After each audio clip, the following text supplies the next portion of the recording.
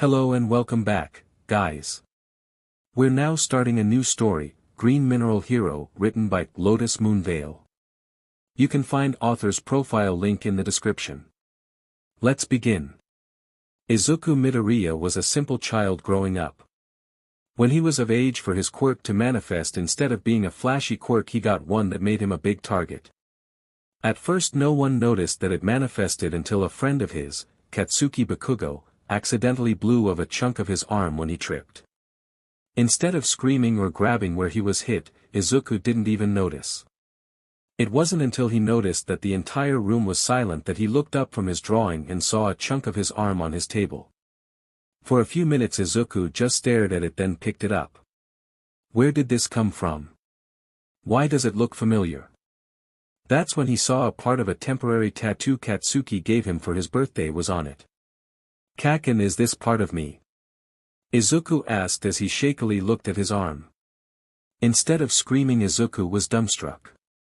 He was no longer flesh and blood, he was now living emeralds, and the chunk that was blasted off was already regrowing as if nothing happened. Tendrils of green gold reformed as veins, while emerald flesh and porcelain skin covered it all. Once it was done healing, it even reformed the bit of temp tattoo that was blasted off. Izuku was ecstatic. "My quirk manifested. Now I can be a hero like All Might." He quickly hugged Katsuki. "Let's be heroes together, Kaken." Unfortunately, then another aspect of Izuku's quirk showed itself as he accidentally broke Katsuki's arm as he hugged him, making Izuku cry. "I'm sorry, Kaken, I didn't mean to." The teacher then called Katsuki's mom, Izuku's mom, and a nearby hospital for an ambulance. When both moms arrive, they see Katsuki trying to calm down a crying Izuku who's constantly apologizing. Inko Midoriya quickly walked over to her son and knelt down. "Izuku, honey, what happened?" Through his tears Izuku barely says, "My quirk manifested and I broke Kaken's arm." "Auntie Mitsuki, here." Izuku hands Katsuki's mom the chunk of his arm, which she instantly recognizes as a part of him. "Inko, you calling Izuku an energetic emerald called it." "I do see jade and something metallic in the emerald though," Mitsuki said as she showed Inko the part she was given. "Mom, Auntie Inko, can you make Izuku stop crying? He's going to flood the school." Katsuki asked as the ambulance arrives. The medic quickly puts Katsuki's arm in a cast and tells Mitsuki the usual cast care stuff. Once the ambulance leaves, Katsuki gets an idea. "Izuku, I have an idea. Imagine forming a mom. What's Izuku made of now?" Mitsuki and Inko look at Katsuki confused. "Emerald, what are you thinking?" Katsuki walked over to Izuku and whispered something into his ear. After a couple of minutes, a small shell of emerald wraps around where Izuku's arm was blasted off. Smiling, Katsuki said, "There, now we are even. You must wear that till tomorrow, okay?" Izuku just nodded so fast he must have gotten whiplash. Inko chuckling, "Izuku, how about we go to a doctor and maybe a jeweler to see what you are now?" "May I come too?" Katsuki asked excitedly. Mitsuki laughed as Inko said it would be fine. After going to a doctor and then a jeweler, they found out what Izuku's body is now made of. His bones are now the finest jade ever found, his veins turned into the greenest 24-karat green gold, his flesh is the purest emerald the jeweler had ever seen, and his skin a porcelain that acts like skin. The quartet went out to eat katsudon as a celebration that Izuku had a quirk. Little did they know the trouble it would cause. After about a month, Inko tried to cut Izuku's hair and his nails only for all her clippers to break before she remembered that Izuku was a walking jewel. It's easy to forget since he still ate, drank, and slept like he used to. After Izuku apologized for ruining his mom's clippers, she took him back to the jeweler, who luckily had the tools on him to trim his hair and nails. Both were green diamond and his hair was flexible still even after it was cut. Izuku and Inko left happy and a bit richer too, as instead of having to pay for the trimming they got paid for the gems. On their walk home, Izuku got distracted by an All Might display which made Inko chuckle. "Okay Izu, which ones do you want this time?" After pointing out the 6 he wanted, Inko walked him inside and put him in a kid's chair the store had, telling him to stay put. As Inko waited in line, a strong man grabbed Izuku and tried to run with him. This prompted the poor emerald boy to scream, making his mom drop everything to chase the man. After running a few blocks he hid in an alley and called someone on his phone as he kept Izuku quiet with his other hand. "I got the living emerald, boys. We will be rich as hell as we chop this runt up. I just hope he doesn't die as we do it." The guy chuckled as he gave his partners his current location and waited. This is when Izuku remembered what Katsuki had him do. If he could form a fake cast on his arm, maybe he could do it to this guy. When the guy relaxes a few minutes after he realizes no heroes are nearby. That's when Izuku stuck, with a solid stomp on the guy's foot, breaking it. As the man yelled in pain and reached down to grab his foot, emerald tendrils grabbed the man and lift the 7 feet, 300 pounds man into the air. Izuku, proud of his work, walked into the street before tying the man to a nearby light pole with emerald HNDCFFS and a jade cast around the foot he broke. "Can someone please contact the cops and heroes? This guy tried to kidnap me."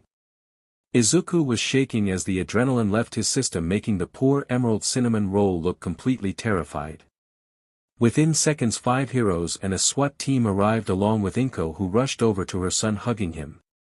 The police and heroes asked Izuku to remove the cuffs and the cast since even one who was super strong couldn't break it.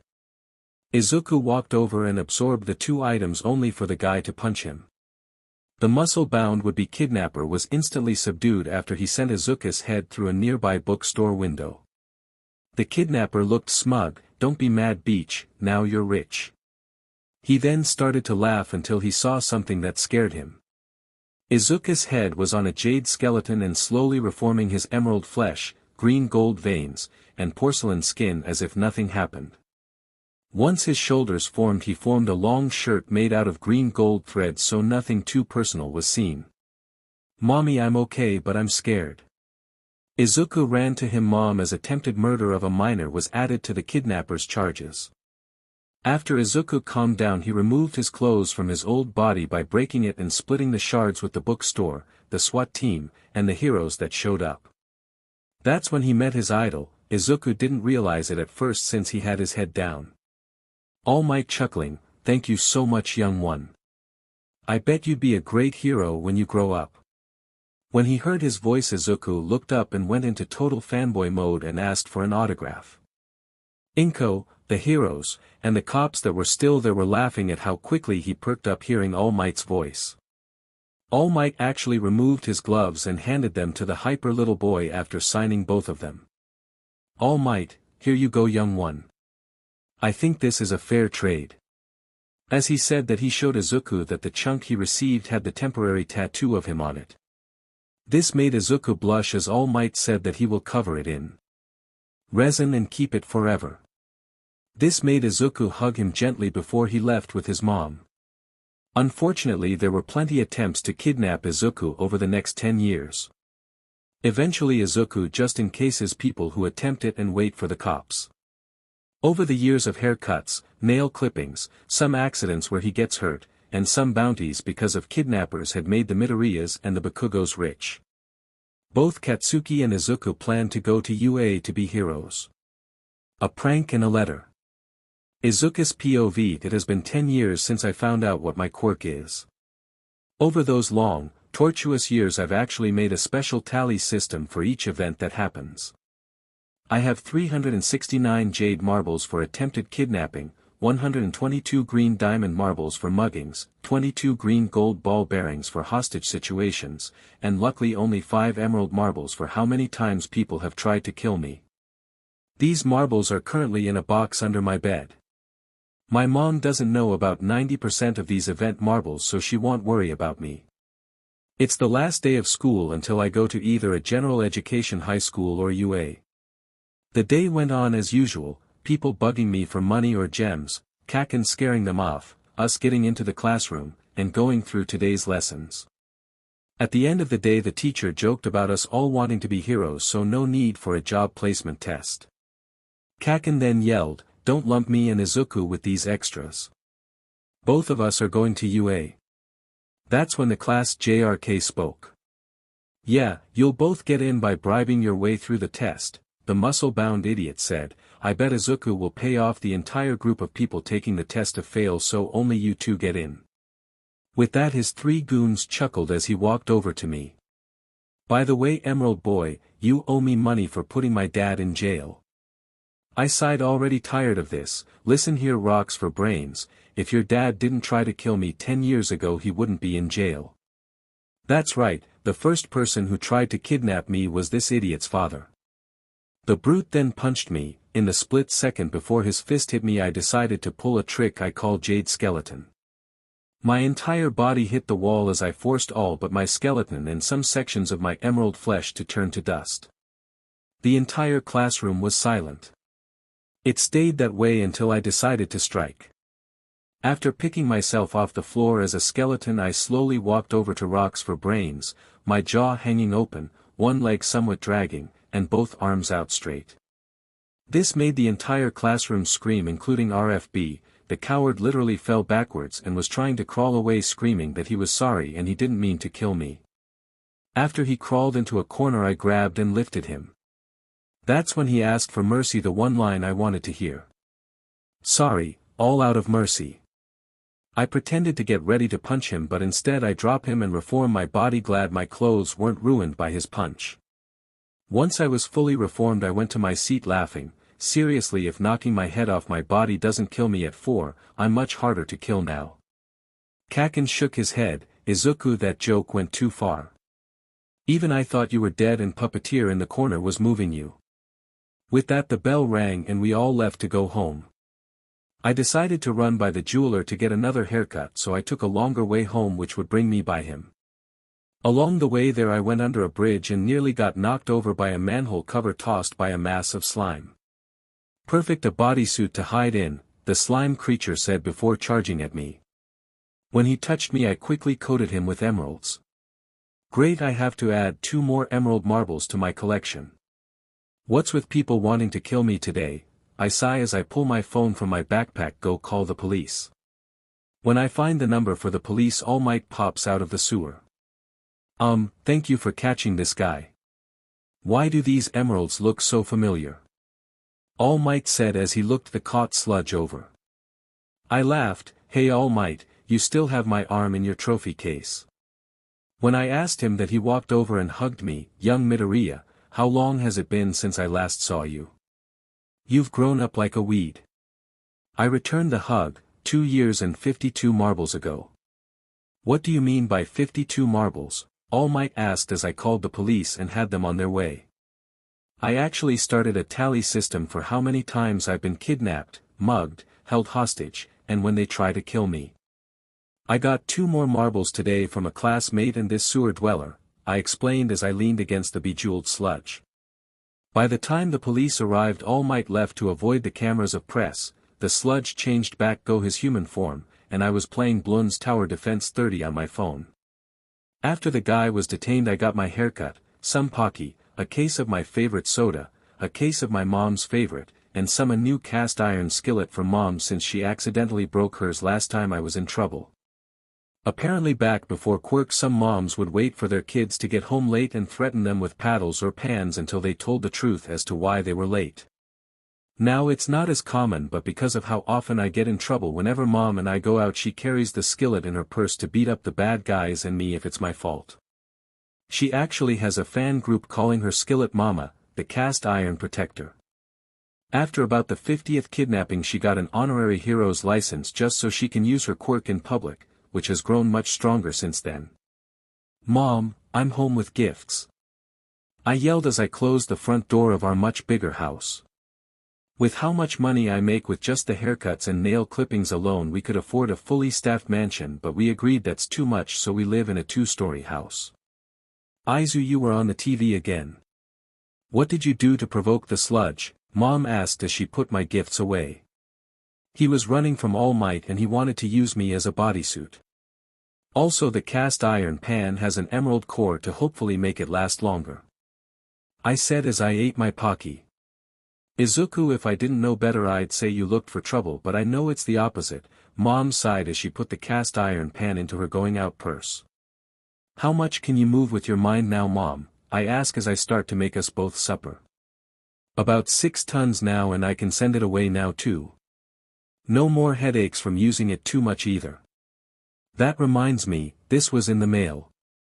Mom replied as a letter floated in front of me. I laugh, put it on my bed please mommy, show off. She laughed as she put it there, I have to be to keep up with Sir Emerald. After we cleaned up from supper I went to my room adding 2 marbles to attempted murder and opened the letter. It was from Principal Nizu from UA, which surprised me. Dear Midoriya Izuku, I have been watching you since you beat death at 4 and created Emerald HNDCFFS that even All Might couldn't break. Because of your various exploits over the past 4 years, ranging from ending hostage situations, helping the poor, and catching your own kidnappers, I am giving you the first ever instant acceptance. No need for recommendations or going through the test, you are now officially in Class A1 when school starts. Now before you get mad you can have fun and go through the tests anyways. I can't wait to see you in 10 months. Sincerely, Principal Nizu. I read it about 10 times before I rushed down and told my mom. When she read it she cried and hugged me. Honestly, if I still needed to breath I would have been dead by the time she was done. Mom, you're breaking my skin. She let me go and apologized right as there was a knock on the door. I answered it and looked the guy over. All Might, are you okay? You look like a skeleton. I know, 'cause I was one earlier. Young Midoriya, how did you know it was me?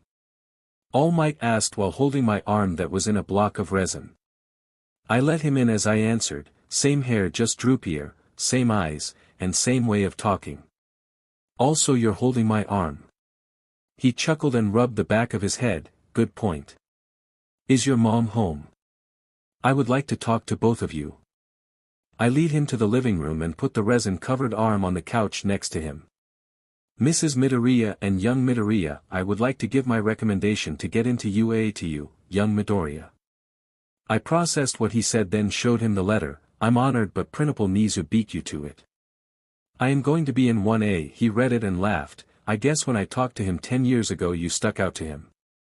Well, since that is done, the other reason I am here. Young Midoriya, I want you to be the next symbol of peace and my successor. He then told us about the history of his quirk. I accepted his quirk and the next day we started my training. What he thought would take 10 months actually only took a week and 3 days. It would have been quicker if I knew I could make clones of myself. After a week of cleaning I got mad that I wasn't making much progress. This is taking forever. If there was more of me this wouldn't take so long. With those words barely out of my lips I began trying to make duplicates of myself. After 2 days of trying I made myself an army. 200 of each of the materials I was made of. Emeralds were on crushing duty, jade was on burning duty and moving the ashes into bags, green diamonds then made the ashes into more diamonds to sell later, and green gold moved the crushed metals over to the nearby scrap yard. By the time we were done the crushers and the diamond makers were buff as hell compared to me. I absorbed them once the beach was cleaned and yelled in what I could only describe as a paper cut I got when I was 3 multiplied by a forest worth of paper and coated with lemon juice. After about 10 minutes it ended and my jeans and t-shirt I came out and were shredded from the muscles I just developed. Well, honestly I just got stronger looking and I could use more strength than before. All Might, my idea worked too well. Can you run to the nearby store and get me a new outfit, maybe 2 sizes up? I asked while I wrapped myself up in the beach blanket we used for lunch. He ran off with the money I got from scrap and jewels while I shivered in the blanket. When he came back I walked over to a nearby beach shower so I could change. Once out All Might chuckled, maybe 2 more sizes. They look like skinny jeans and a muscle shirt on you. I nodded and using my new muscles, lifted up All Might in his muscle form with one hand. After joking a bit All Might gave me some of his hair to eat, saying it's how I will get his quirk. I ate it and when it was digested I could use it at 100% easily without any damage. We then spent the next 2 months and 2 weeks to get me really good at regulating how much I use. As a joke I used 10% and flicked my fingers at the ocean. What I didn't expect is that the flick parted the ocean up to about 15 meters into the ocean for a few seconds. When All Might saw that, he asked me to form a focusing band around my hands to focus what he called air flicks from wide range to a focused air bullet. I did so, causing the ocean to stay parted longer and deeper to the point that I couldn't see the end of it. He congratulated me and said I can rest until the school year starts. When I told him I was going to do the test anyways, he patted me on the back and said, "Go on ahead, just don't use one for all unless really needed, okay?" I agreed, and him, my mom, and I went out for katsudon for supper. I wonder what the entrance exam will be like. Another attempt and a secret revealed. Izuku POV. It's been a couple of weeks since I got one for all. Since that day I've gotten a lot more attention from muscle builders, girls, and some pro heroes. Midnight, the R-rated superhero, asked me out on a date, but when I told her I was in high school she blushed and apologized. I honestly was flattered, and I did get her autograph, along with her number, saying call her when I graduate. All Might and my mom teased me about it after I told them. Today I was planning on going to the mall to grab some new clothes, as I just got another haircut and had the money. After grabbing a month's worth of new clothes, I checked out the nearby hero memorabilia store. I bought a Gran Torino, another All Might, and a Midnight action figures. The store owner was nice until he looked up at me. Apparently someone recorded Midnight asking me out and put it on HeroTube. He wasn't happy I turned down Midnight until I showed him my ID proving my age, since that bit of me explaining my age was removed from the video. He apologized and gave me a free present Mike action figure. I thanked him and left happy with my haul of stuff. Once I left the mall, I was stopped by a small group of muscle heads. The leader was wearing a Midnight shirt, so I knew what was going to happen. "Are you Izuku Midoriya?" the idiot asked. I simply nodded. "If this about me rejecting Midnight, it's because it's illegal for adults to date kids under." The guy chuckled and walked over, grabbing my hair. This idiot started to drag me to an alleyway by my hair. I let him to get the beat down over. "Dude, if you want to fight you just had to ask," I say as I stop letting him drag me. He tries to make me move for a bit, then growls, "Guys, knock him out. The hand wearer just wants him alive." That's when I felt bats, chains, and knives hit me. Of course they all bent or broke. "Wow, you are a group of blockheads. I can't believe you're using iron and steel against a living emerald." I shook my head and, using my speed boost from One for All, knocked them all out. I then bound them all together with emeralds before I pull out my phone calling the cops. This happens so often I got a direct line to the SWAT units. As I waited, Kamui Woods and Death Arms walked by on patrol. They saw me and tried to attack me. I blocked them with a wall of jade. "Whoa, calm down heroes," they attacked me. "I just called the police and they will be here soon." Camu didn't listen. "Let those people go, villain, or else." "My name is Izuku Midoriya. These people attacked me to take me to some guy who wears hands. If you'd wait for the police, they'll help clear up this confusion." I yelled through the jade wall before Kamui used his wood-based quirk to bust through it and catch me in some odd wooden cage. Instead of fighting, I just sat down and sighed. I swear every time there's a new hero they are always quick to attack. After a couple of minutes the police come along with a person friend of mine, Detective Tsukachi. He just laughed as he saw me in Kamui's cage. "This is what, the 23rd time you've been wrongly detained by heroes?" I sighed. "You've lost count a long time ago. This time is 340th time, not including Endeavor's streak of trying to burn me." Kamui let me go and I helped the officers handcuff and transfer the attempted kidnappers. Kamui didn't apologize. Instead, him and Death Arms just left with grumbling from the wooden JRK. After catching up with the detective, I left to go home with my stuff. Mom was at the door when I got there. I couldn't even say hi before I felt the cat iron pan I had made for her hit me. "Why did you fight a hero?" Mom basically screamed at me. "The news lies, Mom, and you know it when it comes to me. The thugs behind me tried to kidnap me." Kamui jumped to conclusions. "Oh, and Detective Tsukachi says hi." I reply as I rub where she hit me. Mom of course apologized and found some liquid porcelain stuff to fix the cracks in my skin from the pan. We ate supper a bit later and I decided to go out for a jog. After an hour of jogging, a girl stopped me. Her hair was in two messy blonde buns, she was in a school uniform I didn't recognize, and she had fangs. "Hey there big boy, what's the rush?"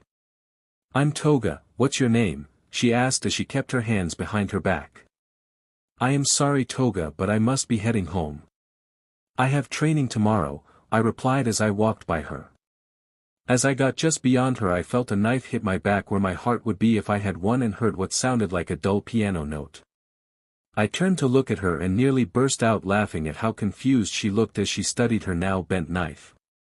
"Toga, either you sit down willingly and wait for the cops or I force you to." "Your choice," I said softly. She promptly sat on a nearby bench and looked up at me as I called the cops. As we waited she asked, "What was that note earlier and why does my knife look like it hit a brick wall?" I chuckled, "I'm guessing we are the same age so you should have heard of the Emerald Child." When she nodded she then realized why I asked that. "You're that kid." I thought it was just a rumor. I laughed and shook my head, "Nope, quite real. Now I'm guessing you're a runaway with a vampire quirk. I'm going to have you sent to a special institution for people who gone crazy because of their quirk. Hopefully after you've been treated you can be a hero too." Not too much longer after that the police took her and I started heading home. I formed a green-gold pipe and started hitting different parts of my body causing different piano notes, and a badly aimed swing caused me to fall over. Note to self, form a cup next time I attempt to be a piano. Why is it that there has pain when the rest of my body doesn't? Once I got home I sewed the hole in my shirt shut and let my porcelain skin naturally heal the tiny bit that was left. The next morning I answered the door as someone was ringing the doorbell like crazy. "Can I help you?" I asked a bit sharply since it was 7 a.m. I looked over what looked like a purple gas cloud with two yellow sections for eyes for a few seconds before he spoke. "I am Kurojiri and I have a message from your father." I groaned, "Tell Dad, I'm not falling for it. You know how often people claim that. Have a good day but go." I slammed the door and went to sit on the couch only for Kurojiri to be sitting on it already. "Izuku Midoriya, may I at least give you the message?"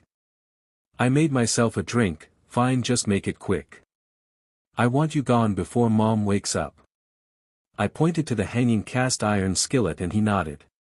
"Your dad Hisashi Midoriya wants to see you again. He left a bit before your quirk formed and he is sorry that he was away for so long.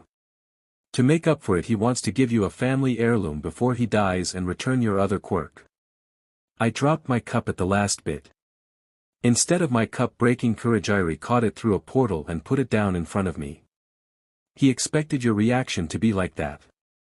So do you want to meet him again? You might want to get Inko up to see her husband again. Ever heard the phrase, 'Speak of the devil and he will appear'?" Well, my mom then entered the room having heard all of it.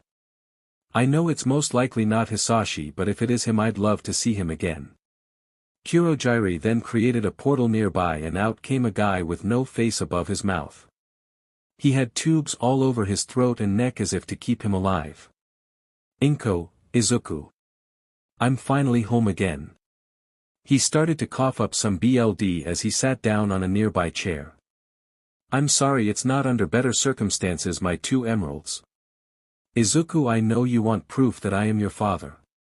As he said that he pulled out a drawing I made when it was the three of us in the city of Oz from the old movie. Mom and I instantly hugged him and he chuckles before coughing again. "Now I don't have much time left, so let's get this done," he said as he gently pushed us away. "First son, take this heirloom. It was my dad's and since you're my son it's my turn to pass it on." Kurojiri then pulled out a crystal skull and handed it to me. "It is a prop from one of our favorite movies. I bet you could make a real one now though. Now son, it is time I gave you back your second quirk. It is a stronger version of my own. My quirk lets me take and give quirks while yours could also copy and strengthen quirks. I will give it back and give you all the quirks I've taken over the years. I know you're a hero now, but I must warn you.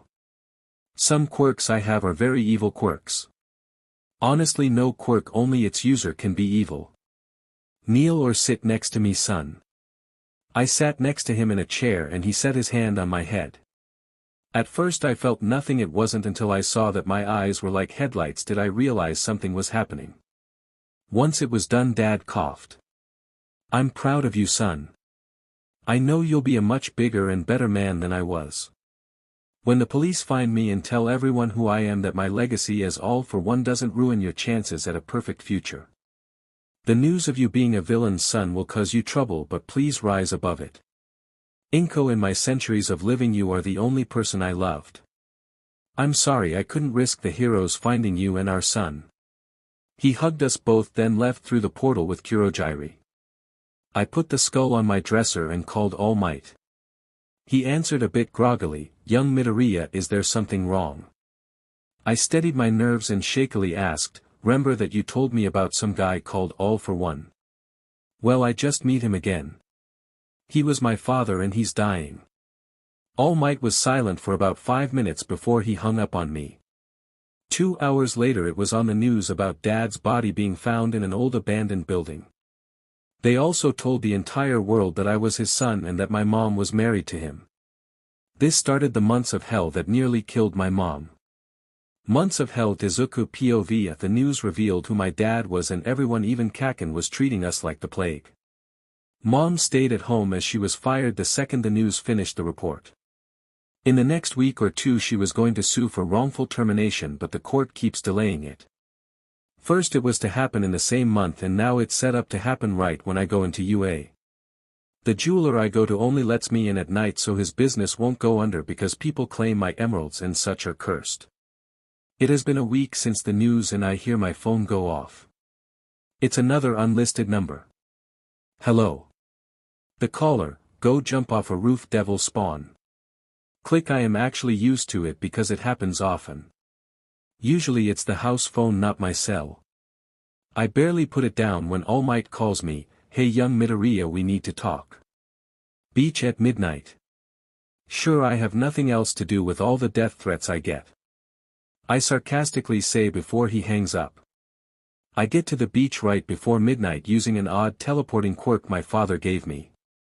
I sat in the shadows and waited for All Might to show up. When he does, instead of saying hi, how are you holding up, this pompous JRK slaps me. Why didn't you tell me that your dad was my rival? Why did you stay quiet as I told you what he has done to me? All Might yelled as he cried some. I didn't know, he abandoned me and my mom right before I got my gem body. He came to apologize for ditching us and give me back a quirk he took from me. It was a better version of his quirk, I said as I rubbed my cheek. I felt guilty even talking to him. I nearly jumped off a roof before I remembered I can't die because of my second natural quirk. For 5 minutes All Might was quiet. For 5 minutes I waited, unable to cry to show how bad I felt. Give me back one for all. I was wrong to give it to you. After a minute of me looking dumbfounded he repeated himself. Return my quirk now or I will put you in Tartarus myself. I duplicated it and gave it back the original. There, take it, I have a copy of it anyways. Benefits of my quirk. I formed a crystal that looked as clear as a perfect pool of water. All Might, let's make a bet. This crystal has my better version of your quirk stored in it. Have Nizu set up a special test just for me. If I pass I can use my version like I was going to use yours, as a hero. If I fail I'll destroy this crystal in front of you and do my best to be a hero anyways. Just because I am related to a villain doesn't mean that I am one. Before All Might could respond I warped home and put all my stuff of All Might in a box and then put the box in the attic with the label, Dream Wrecker. As the next few months happen I train at multiple different ruined locations. First compact the trash, burn what I can, sell the scrap metal, buy stuff to fix up the place, and make sure plenty of people see me and my gemions working. At first they threw trash and stuff at me which I quickly used to make ash or scrap metal. When they saw me give the gems I create to orphanages or soup kitchens they lessen up some, but not everyone thinks I am a good person. Once I finished fixing up the second location someone walked over with the cops claiming I robbed him. Some people were eager to agree with him until he said I just mugged him 10 minutes ago. When he said that 4 people who are actually there the whole time recording me stood up for me. Recorder 1, that's impossible, he has been here for the past 6 hours. I have proof. I've been streaming him working online. The other 3 showed the cops their recordings and the guy was fined for false claims. After that a few other people just wanting me in jail tried to taunt me, threw rotten food at me, and threatened my mom's well-being. I never fought them or reacted. I only kept my training going. At 5 months till the entrance exam I got a message from JRK Might. He wanted to meet up but I ignored him.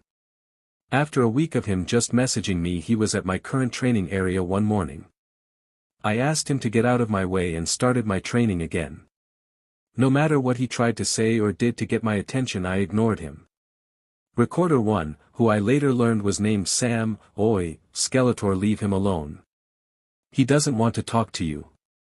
Young Midoriya is a friend of mine, so please but out of this. I stood up and looked at him. Friend. Friend. You dare call me that after you treated me like everyone else after they found out who my father was? Something I didn't know until a few minutes before it hit the DMN news. Don't you dare call yourself my friend ever again. Leave me alone and make sure Nizu sets up the test as our bet needs unless he is rescinding his offer of me joining UA. When he left I sat down on the ground for a bit and did my equivalent of crying. Instead of regular tears I cry aquamarine in the shape of tears. Something I didn't expect nor anyone watching me. When it was 4 months till my mom was attacked by a bunch of concerned citizens. I quickly ran to the hospital and found her waiting in the lobby with a knife still in her gut. Using a few quirks I quickly healed her and got us both home. After that I returned to the hospital and healed everyone inside to the best of my abilities. You people say you're here to heal people. I guess that means only if they aren't related to or are villains. Now because of you all being hypocritical I now have a new training regiment. Healing every single person I can to keep them out of this hypocritical hell hole you call a hospital. I yelled using a few voice modification quirks to make me much louder so everyone heard me. The next 2 months my war against that hospital nearly bankrupted it and a few others around them. Soon the hospitals came together and actually hired goons to try to kill me. I ran into a public area with them chasing me. When one tried to stab me I reacted by encasing him in emeralds to keep him in place. The other 2 tried to use their quirks on me with the same results. I then called the cops and told them to hurry because I barely had enough energy to encase them properly and one was already cracking. It took them 3 hours to get to me and during that long wait I had to knock all 3 out twice to keep them from killing me. I made sure to keep the cuts instead of healing them and pointed out multiple buildings with cameras they could use to prove I am not in the wrong. Instead of listening I was detained. When Detective Tsukachi questioned me and the goons, those hospitals were closed forever and I was released from captivity since the officers that arrived thought I was just staging something. I barely got out of my cell when a rookie cop kicked me back in and closed the cell. Needless to say Detective Tsukachi tore him a new one and the people at dispatch for not taking my call seriously and making me wait 3 hours where I could have been destroyed or kidnapped with no proof of where I was taken. I healed myself as I left and headed home. When I arrived late at my current project which happened to be an old park, Sam questioned me. Yo Midoriya, why are you late today and may I record this or is it too personal? I let him and told him what happened. DMN that shows that a lot of stuff is rotten in the system, huh? I simply nodded and started cleaning up the place. Once I was done I hired a company to put in new play equipment paying them in cash 4 times than what it would normally cost. What I didn't know is that Sam recorded it and posted it online as, Playground Builders Overcharge Good Samaritan. About a week later they tried to return the money they overcharged me but I told them to use it to fix up old playgrounds or make a new one. Of course Sam recorded it and posted it as well. At about 2 weeks left another group of people attacked my mom. This time I saw it happen. I carried my mom on my back to a nearby hospital that knew not to cross me and then the idiots to the police station by rolling them in a giant emerald hamster ball. Once there I was very snarky, these idiots attacked my mom. Have fun breaking them out. Use the emeralds to fund your hypocritical police station. I left them there chipping away at the big ball. After that I got the nickname Spite.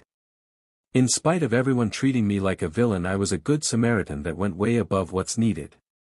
In spite of people trying to kill me, I never did more than knock them out. In spite of the entire world being against me, I still made it better. Kids loved the parks I had made, and when they saw me they would thank me before their parents yanked them away from me. 3 days before the entrance exam, All Might talked my mom into letting him in the house. When I saw him I tried to walk by him, but he stepped in front of the door. "Get out of my way, JRK Might. I have nothing to say to you other than see you at the test," I said to him, my voice so full of venom he even looked scared. "Young Midoriya, I'm sorry for overreacting. You truly are worthy of being my successor. I want to give you permission to use my quirk in the copy you made. Please forgive me, an old fool stuck in the past." I thought for a second, then pulled out the crystal. He smiled, thinking I was about to forgive him. I broke the crystal in front of him and got in his face. "I never want to ever have your hateful quirk again. I want nothing to do with you and the other hypocrites in this world. Now leave my home before you're missing your other lung."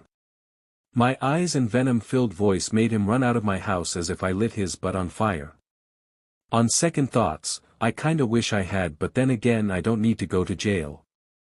A few hours after scaring JRK Might half to death and I've been working my latest project, Endeavor showed up. Without even trying to talk to me, he attacked me. I simply avoided his flame-covered attacks and looked at him. "I have done nothing wrong. Why are you attacking me?" No answer, only more punching and some added kicking. This kept up a while as Sam called the cops. They arrived and took me to jail for no reason. When I am questioned by people with a lie detection quirk, I was not at fault for Endeavor attacking me. When he was questioned, 3 days later, he admitted he only wanted to put me in jail so I couldn't apply to UA. They let me go and made him pay a fine. Then that flaming pile of trash made the news lie about him arresting me only for me to get out due to some stupid technicalities. Now I was furious. I called all of the news channels to meet me at one of my projects. When they all arrived, I did an announcement. "I am ashamed of what this world is like. You treat me as if I am my biological father who left me before I could really form memories of him. I am attacked by concerned citizens, and the exact same people then tried to kill my mom. Instead of finding her in an ER being treated, I find her in the lobby. Luckily for me, my father returned my second biological quirk. That's right, I was born with 2 quirks. I am a living emerald able to copy quirks permanently and enhance them. I was able to save my mom and everyone else in the hospital except for those beyond my abilities. Then as I try to enhance our town by fixing up trashed lots, what happens? I take a quick breath and a drink before continuing. I get trash and rotten food thrown at me. After that I get overcharged to get each lot turned into a playground. Then 4 days ago Endeavor attacked me for no reason. He only attacked me because he didn't want me to apply to UA. It's hypocrites and people who are heroes just for fame and money that are making this world horrible. If you want proof of Endeavor's stupid reason, watch this. I motion for Sam to start the projector and speakers where Endeavor literally admits why he attacked me. After hearing and seeing it, the entire group of people there gasped. Now that is not the kind of hero we want in this world. I swear once I become a pro hero, no matter which school I go to, is to get rid of all heroes like this. This is an unfortunate truth of the world and I will change it as a pro hero.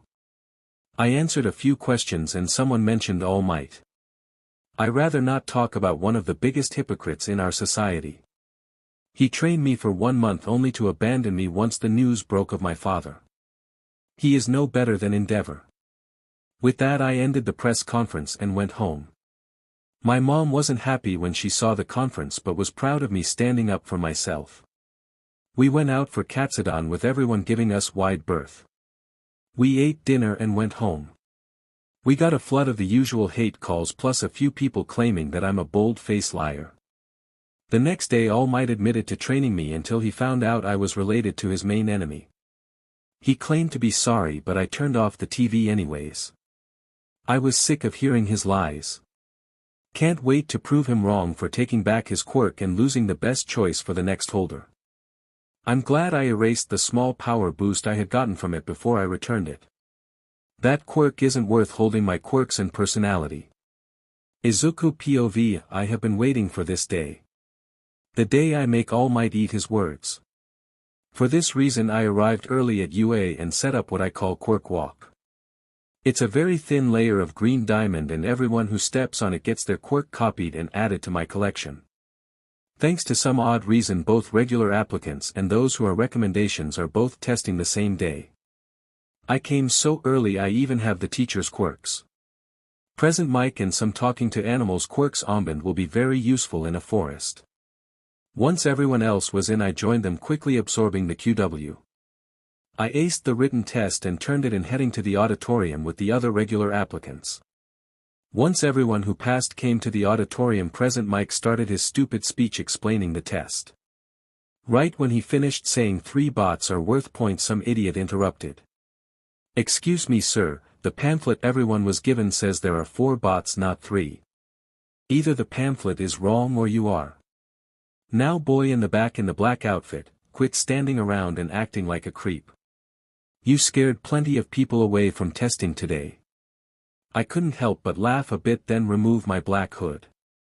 If I scare them then they are not worthy of coming here and I am not sitting because I will not sully UA's precious seats with my villain DNA, I said using Present Mike's quirk. Now I know for certain there is 4 bot types but I bet it's worthless point-wise. Now how about you shut up and let the energetic cockatoo finish speaking. When I finished speaking people got over their shock of me being there and did one of 2 things, attack me or run to the other side of the room. Needless to say I quickly put them all back into their seats using my emeralds. I sigh, trust me if I was a villain I would have killed you all before you got to this room. Now sit down and listen to him. Present Mike was shocked I used his quirk but quickly continued. As he stated the 4th bot is a 0-pointer and more of an obstacle. Avoid it at all costs. Now, Midoriya, how were you positive there were 4 types? I laughed a bit, you're using my hair in their circuitry. In the months after All Might dropped me like a rotten potato I've learned much more about my quirks. This stunned the entire group of people here and made a nearby door suddenly slam open. It was of course All Might. There you are young Midoriya. Principal Nizu was looking for you, he said with a smile. I growled, you will call me Mr. Midoriya. You lost the privilege to call me young Midoriya. The room gasped and JRK Might nodded leading me to Principal Nizu. I entered the room and looked at the odd small rodent quickly sending a very thin, invisible strand of hair out to duplicate his quirk since I didn't have it. Oh, you must be Izuku Midoriya. I'm Principal Nizu and I set up your test. You must destroy all the bots in Site Gamma in 2 minutes. I look at the campus map on the wall to locate Site Gamma and then chuckle, done. All are now worthless. Nizu and JRK Might checked and what I said was true. All the bots were shredded from the inside out. Then strands of my hair come through the wall avoiding wiring and pipes. It then became a chair behind me that I sit on. Needless to say both had their jaws hanging. Wait, the diamond strands we were using were your hair. I nodded and smirked as I watched fear cover JRK Might's face. Nizu was the first to collect himself, you copied a lot of quirks didn't you? All Might told me that your second quirk is to copy and enhance them. I simply nodded and glared at JRK Might, I can also downgrade them. I removed my quirk and mental copy from it before I returned it. When he asked me to forgive him I destroyed the changed version in front of him. Mr. Midoriya, I really am sorry. All Might started to say. Shut it JRK Might. I don't want or need your pathetic quirk. I will be a hero without it and I will keep your successor as number 2 as I take the top, I snapped at him causing him to flinch. I sigh and absorb my chair, if you accept me I will be civil to him but never friendly.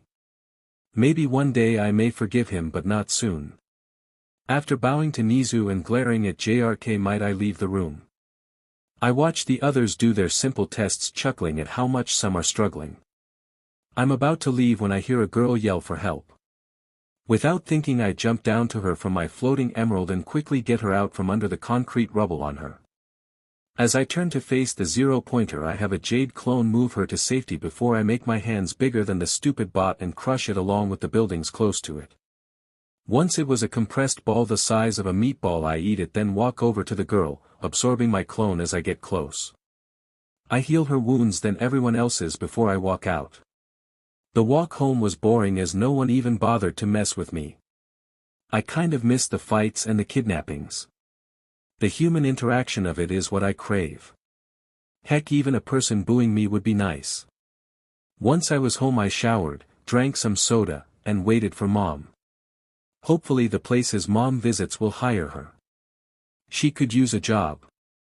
All Might POV. It's been a little bit since Izuku left the office and saved the young girl. What did you do, All Might? That kid looks like he wants you dead. I flinch when Nizu says that. He was to be Mu's successor until I found out who his dad was.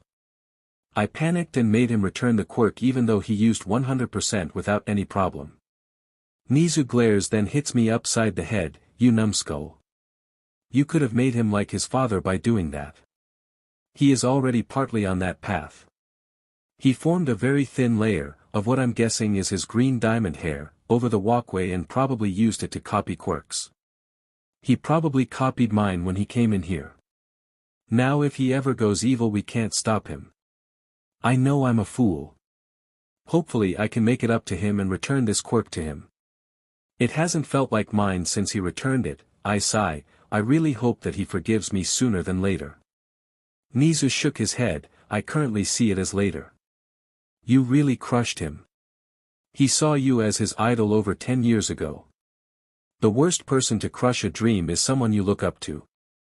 First day of school at Izuku POV. I was personally called by Principal Nizu the next day.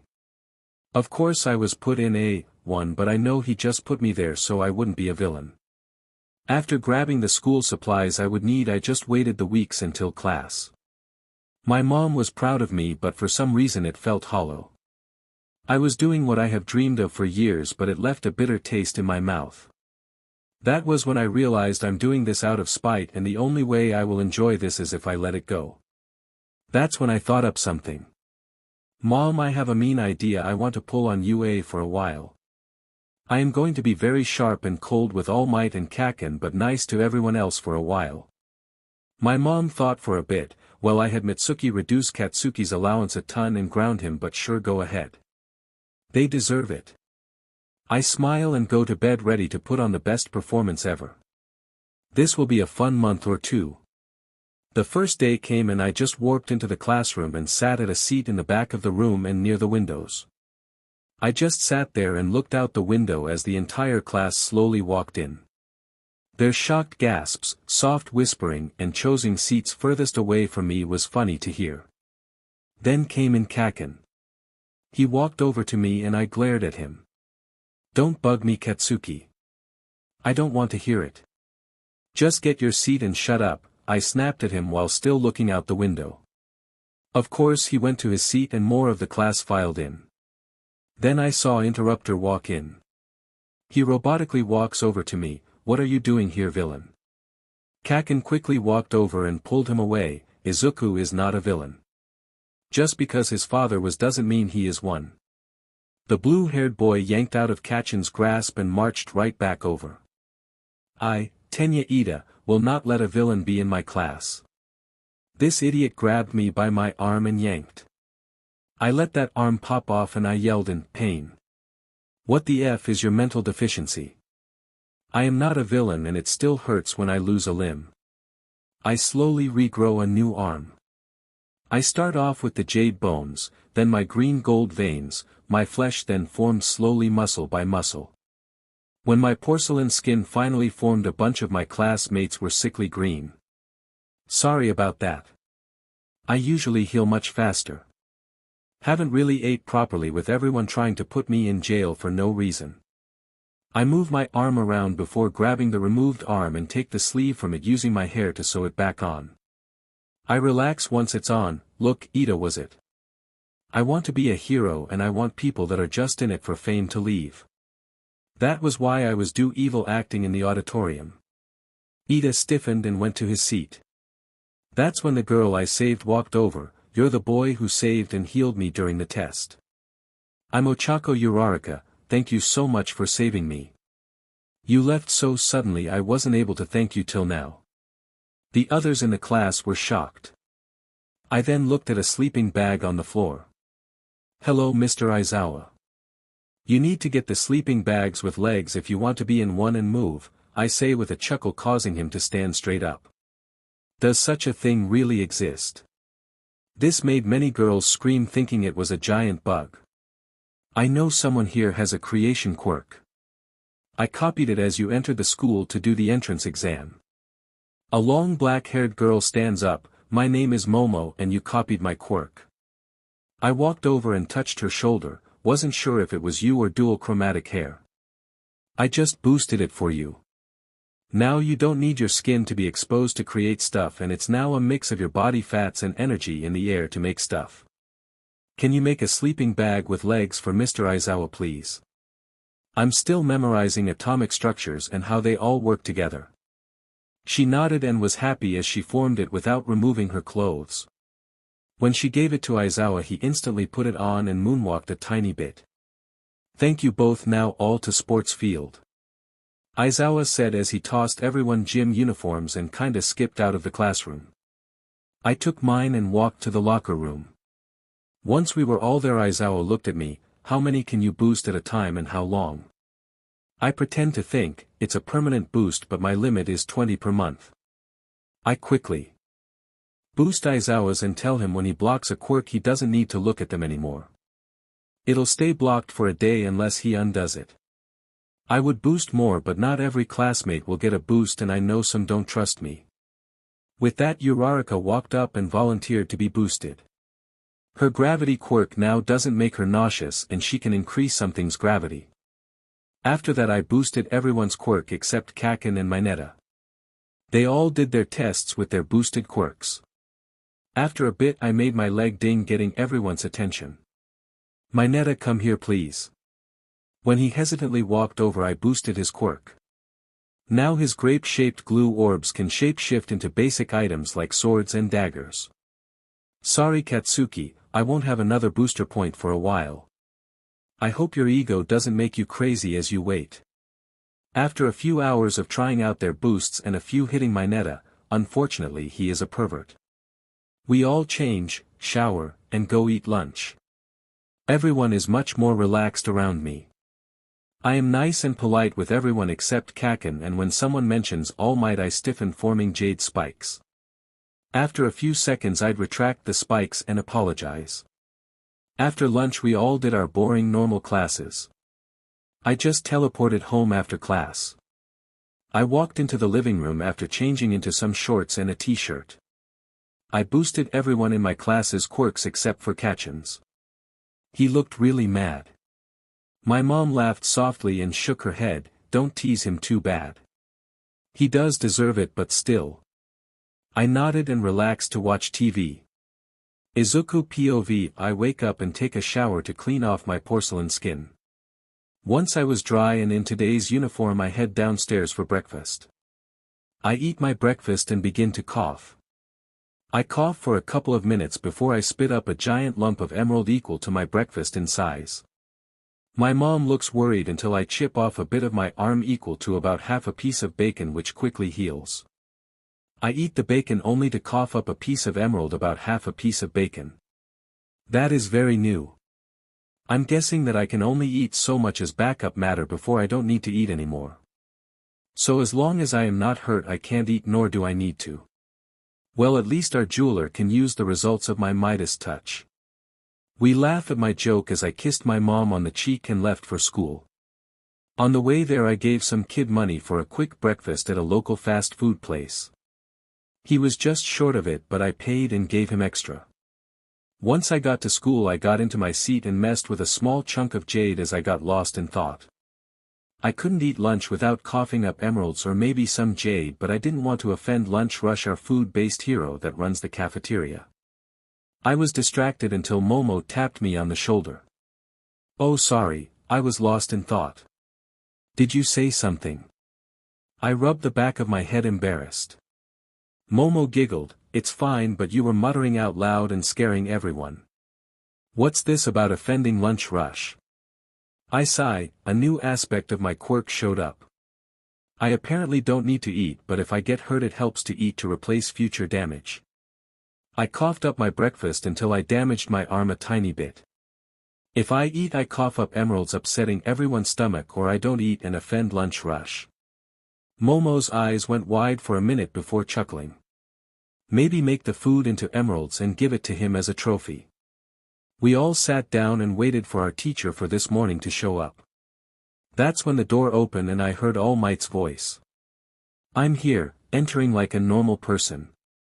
The class was happy and I grew jade spikes and turned my nails into daggers as I growled.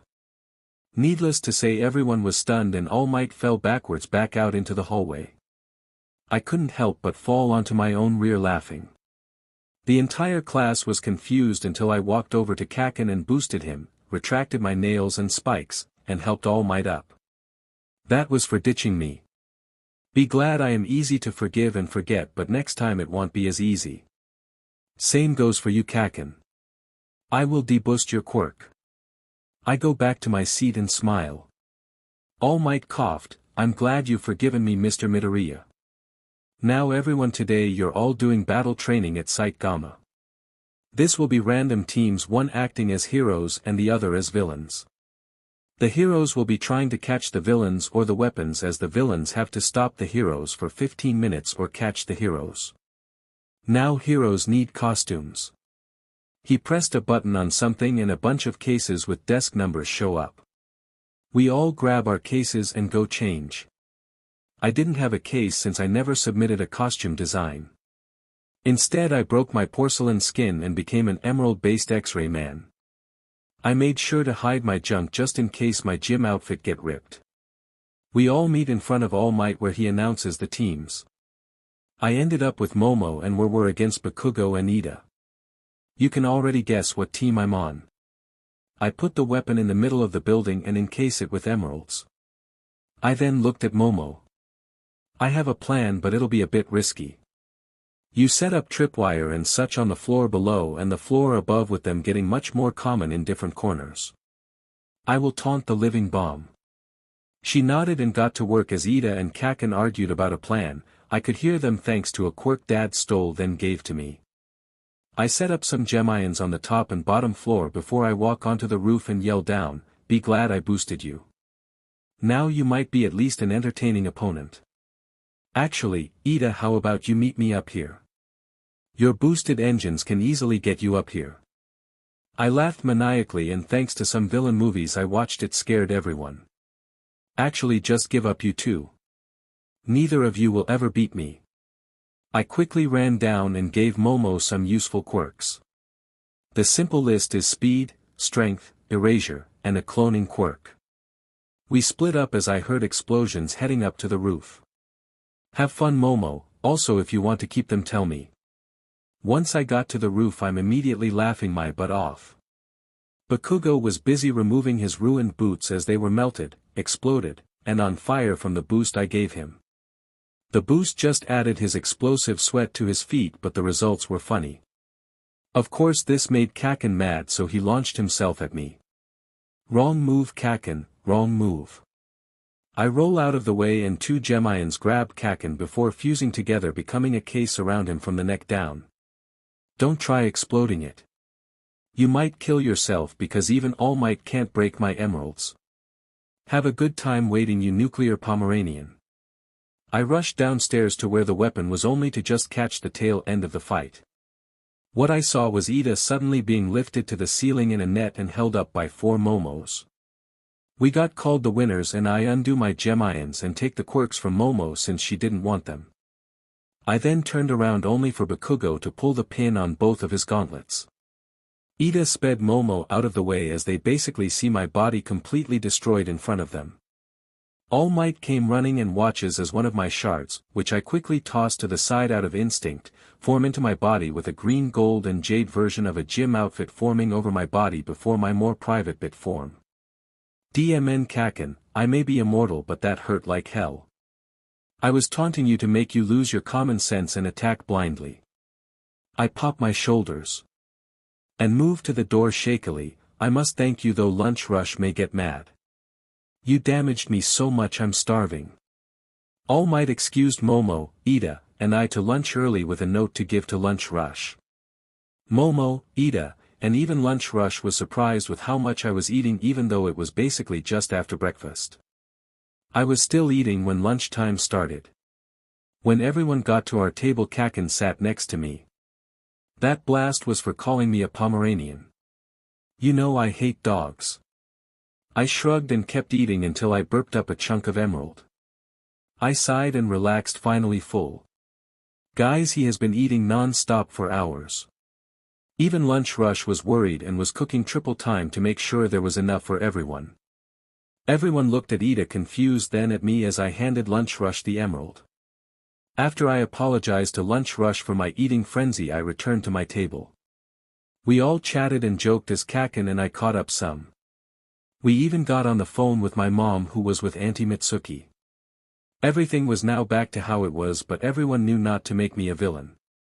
Izuku POV. It's been roughly a week since I was nearly killed by Kaken. Since that day I was more cautious when outside not wanting to find out my limits of immortality. This morning was one I never thought I would see. Outside my home was a group of people calling me a villain as they held up anti-villain signs with my face, all for one, my mom's, and other known villains' faces. I had barely stuck my foot out the door before tomatoes, rocks, an eggplant, and lots of eggs. Normally I would just close the door but I wanted to mess with them. I moved quickly eating each item thrown at me. The crowd stopped chucking stuff after they noticed I wasn't running. I let out a small burp, closed the door and started to walk to the mall. After I get to the corner I turn around and look at them. Thanks for breakfast but I'm not a villain and neither is my mom. Have a good day. I continued on my way not caring if they follow me or not. Of course they followed calling me many names. Most I heard before with Quirk and Heartless BSTRD being the only new ones. I remembered an old video on an ancient website called YouTube. With I smirk I turned around and looked at them in fake pain. Ouch, oh, such an insult. How about you come back at me with some original ones you poorly packaged sacks of horse SHT tell your significant others I said hi snookums. I blew a kiss and kept walking. Some old men on a nearby park bench started laughing. I see you like the older videos. You'll find better insults if you dig enough. One yelled as he nearly hit the ground laughing. I waved and kept walking as I entered the mall to get what was needed and extra. There was a store that sold stuff from TV like non-stick pans, some odd light-up slippers, wall-riding RC cars, and super sharp knives. I entered it and before I could even look around I got hit by Endeavor's fire. Yo hothead, you need to stop attacking me when I am simply shopping. You know I am not a villain. He just threw another fireball which I ate as if it was a spicy meatball. He kept it up as I had Gemians get people away as I slowly lead him out into the street where he will do less damage to property.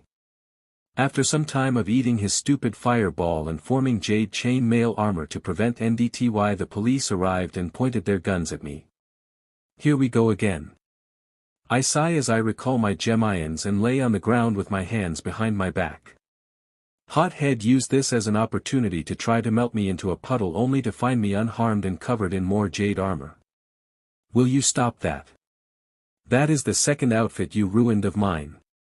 I yelled at him while cops handcuffed me and put me in the back of their car. I chuckled as Endeavor was also arrested and put into a fireproof car. Both of us were taken to the jail where after a few questions showed that Endeavor just wanted to get me expelled since he believed that I wasn't worthy of UA and that villain spawn should be locked up before they can cause trouble. I went back to the mall where the owner themselves gave me a bunch of stuff for free as thanks for saving his business from the fiery wrecking ball. Once I was done and had thanked them I headed home. As I entered the door the news made a major announcement which made me and my mom laugh. Number 2 hero Endeavor is under investigation for multiple reasons. He has been caught twice attacking Izuku Midoriya, son of All for One, for no reason, with the second time having just happened today at the mall. Instead of fighting back, Izuku protected the businesses and civilians from getting hurt as Endeavor shot fireball after fireball.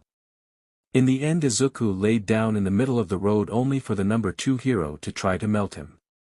Police are now investigating every single one of his arrests, complaints placed against him, and making him pay Izuku and any others he has tormented for psychological torment he has caused.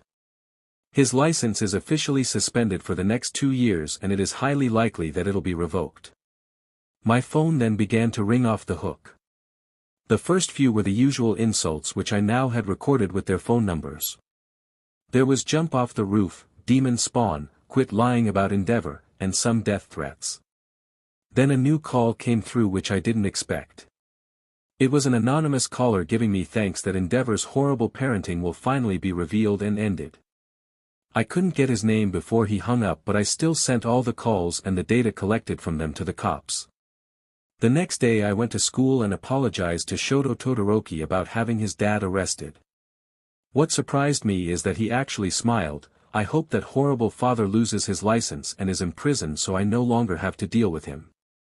He drove my mom crazy, treated me and my siblings like trash, and got away with it. I nodded and gave him a bit jade. How about you keep this as a reminder of his but going to jail? Shoto nodded and thanked me as I walked back to my seat before our hero name selection class started. I was asked last and I chose the perfect one, Spite the Green Mineral Hero. Everyone loved it and I got another date invite from Midnight in my pocket. Looks like I will eventually have to accept it or she will never give up. Izuku's POV, due to Endeavor being imprisoned, a lot more heroes are being re-evaluated, causing school to be cancelled a couple of days and for me to be stuck at home thanks to everyone hating me more. After they all calmed down I walked to school with Ida and Uraraka, and since we left early to avoid the mob's daily arrival we stopped at the park for a little bit. When we arrived I saw a homeless man on a bench and I instantly felt bad for him. After gently waking him up I gave him a lot of money and told him to get cleaned up and rent an apartment. When he realized what I did he asked what I wanted, thinking I was a crook. I told him nothing and he smiled, finally an honest person. May I shake your hand? I let him and felt his quirk force itself into me. Take my quirk as thanks, young man. I can't use it anymore and I know what you learn with it will make you a better man than I was. With that he left whistling a happy tune. Ida, a bit irritated, please tell me you didn't take his quirk. I didn't have a choice. He gave it to me like how my dad did before he died. I felt it force its way into my gem body. Uraraka smiled, I know you'll live up to his expectations. What kind of quirk is it? I looked at its genetic data only to find out its name was Slider. I tilted my head. That's odd, there is no data on the quirk in its DNA. Maybe I have to use it first. When the two looked at me confused I explained that as I gained quirks I instantly know how to use them and their name. Once they understood that I told them its name. Uraraka jumped off the bench they sat as I explained it. Maybe you have to go down a slide to activate it. There's a slide right there, so let's see if that'll do it. Ida started to say that was a childish idea, but before he could finish I was going down the slide as a portal appeared taking me elsewhere. 1 second I was going down a slide and the next second I was kissing Momo, except she had fangs. I quickly backed away and apologized as I learned about my new quirk. Sliders. This quirk lets you travel between realities with the first time swapping you and your double of the reality you transfer to. You will be swapped back randomly after at least 24 hours. This quirk will also save your dimension and any future ones you visit in your DNA, so when you pass it on to someone else they must start from scratch even if they perfectly copy it. Momo quickly shushed me. Izuku and I asked for the kiss, don't be sorry, plus I love the idea of me being your vampire girlfriend. I backed away instantly. I'm sorry but I may be Izuku, I am not your Izuku. When I bumped into a plant pot and rang she instantly checked where I hit it. My porcelain skin was already repairing itself but it still stunned her. Before you scream or freak out, do you know if my family of this reality is still alive? She grabbed her phone and called someone. Hisashi, it's me Momo. I think something is wrong with Izuku. His skin is now porcelain and instead of flesh he is made of emeralds. That's when a portal appeared under me and I ended up on a couch in the living room of a smallish apartment. Momo was standing next to me, and Mom was on the love seat next to some guy with white hair and freckles like mine. Izuku, are you okay, son? Did one of your creations backfire?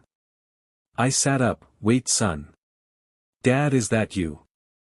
Wait, that must mean either he left and came back or he never left. Either that or Mom remarried in this reality. This reality's version of my mom walked over and looked at my eyes. She hugged me and calmed me down. I know you're not my son, but you're still an Izuku. Where is my son? Were you in a safe zone when you suched? I nodded. I was with Ida and Uraraka, they are my classmates at UA. As long as he doesn't attack them he will be fine, except maybe a sore rear. I was going down a slide after I gained a quirk called sliders. Oh crud, I knew that sounded familiar. It's like the old TV series. Oh no, we might be swapped anywhere from a day to a couple of weeks. Hisashi began to sigh. Great, and we had plans for today too. Quick question, who is your father in your world? I told them and he chuckled softly as he said, at least that, you nothing going to UA and having quirks match up. So am I a villain in this reality? If so, I swear I won't tell anyone, but I won't break the law. They all nodded. Yep, and I joined you last night. Yesterday our Izuku led an attack on the USJ, which is a training place for heroes, and hurt All Might for being a major hypocrite. We also started dating and he was going to claim the reason I have fangs and need BLD is because of his ultimate vampire, Quirk, and that since we are dating it triggered something. I blushed. I'm glad this reality's me has more confidence. I'm still single though Midnight wants to change that. They laughed and I spent family time with them. When Dad and I went outside to play catch he became a white-haired clone of me and explained why. When class started up on the following Monday I went straight to Nizu. Principal Nizu, may I talk with you? When I saw it was an animal thing like mine I relaxed some. I told him that I used a quirk that swapped me and their Izuku and he believed me. After I told him of my world he told me a bit about his, then sent me down to class with a note for Aizawa. When he read the note he shook his head. Izuku, please tell me this is a forged note. I shook my head. It's not, Nizu just gave it to me. I didn't read it like he asked me to. Aizawa then called this world's Kaken over and showed him the note. While they both read it I looked around the room only for a blast to knock my head off. DMN it, Kaken. Do you hate this reality's me or something? I formed my body as I usually do, skeleton first and with a jade covering of personal areas before I reach into my bag for some backup clothes. So Momo wasn't lying when she said Izuku was going to surprise us. I look at Mineta, who looks a lot bigger and more normal-sized compared to my worlds. Mineta, is that you? You're definitely different from the one in my world. Did he start school that way or was he a grape-headed midget? This made everyone laugh thinking I was joking until Aizawa shut them up. Class, according to what we just saw and Nizu's note, this is not our Izuku but one from another reality. Answer his questions and don't bully him. Also sorry about your head. It was an order from Nizu. It's okay. I don't know how long I'll be here but just in case. I broke my old body into shards showing off my bones and veins in the emerald flesh. I then made everyone necklaces, earrings, or rings to remember me by. There now none of you can forget meeting me. I'm Izuku Midoriya, hero in training known as Spite the Green Mineral Hero. That's when the questions started up. My quirk lets me undo an item's gravity, is it same for the me in your reality? Actually Uraraka, I boosted your quirk in my reality, removing your drawback and making you able to increase it. Now since I don't know if you guys would be able to handle it here I won't boost you. Now please answer my question about Mineta. Mineta laughed. I was a grape-headed midget as you put it and a major pervert until our Izuku taught me being a pervert is not a good thing. I got a girlfriend and Vamp Izuku helped my body mature like it was supposed to. Everyone instantly agreed I'd be Gem Izuku and their Izuku would be Vamp Izuku. Is there a big villain killing heroes in your world other than Stain?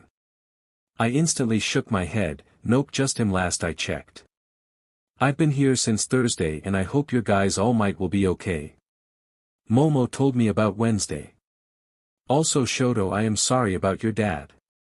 She should have went to jail like my worlds instead of dying like he did. I heard about how he treated your family from Vamp Me's mom.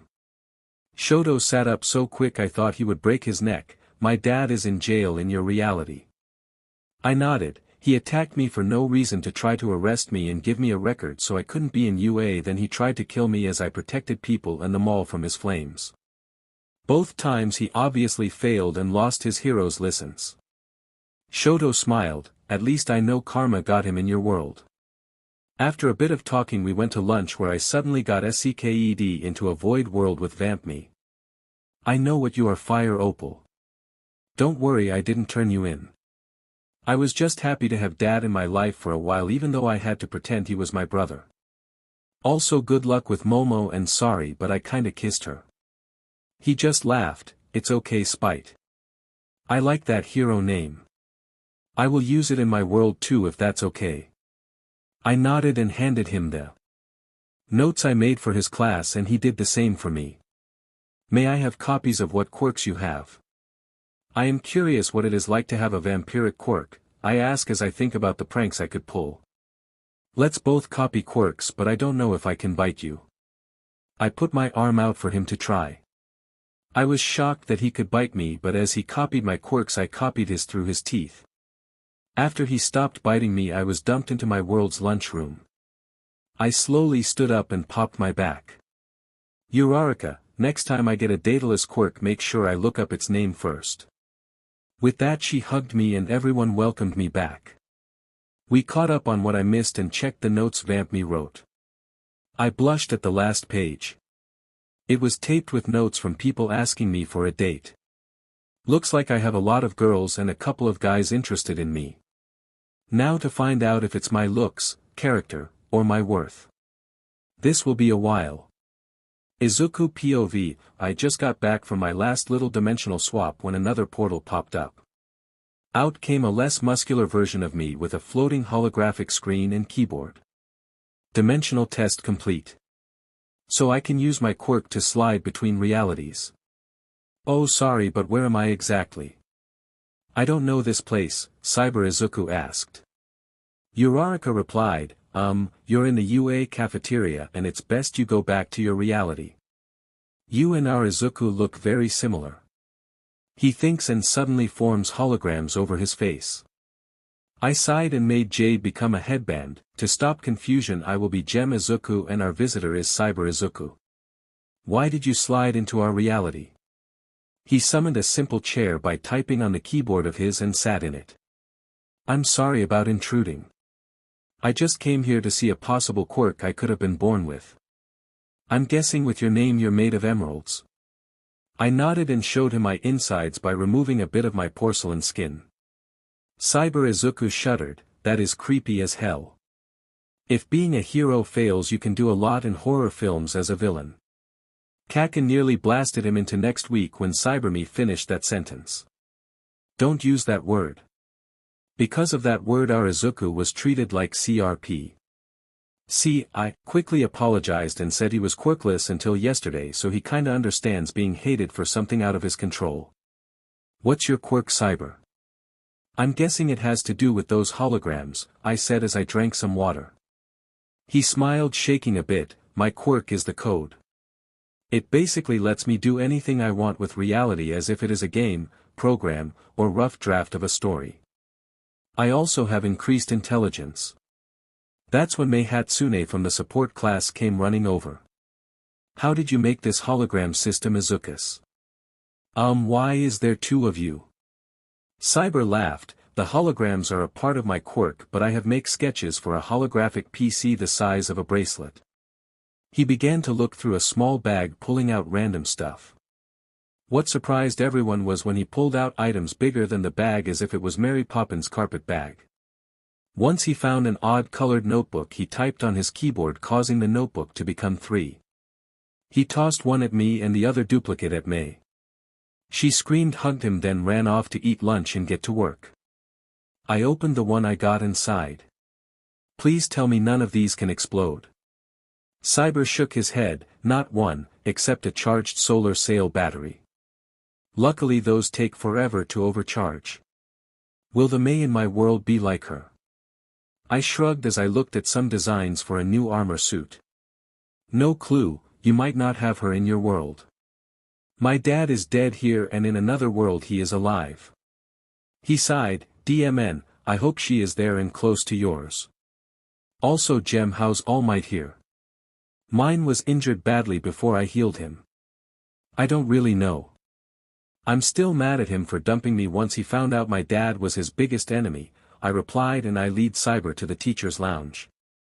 Once there we saw Nizu and All Might in his powered down form. Before I could stop Cyber he picked up Nizu and petted him.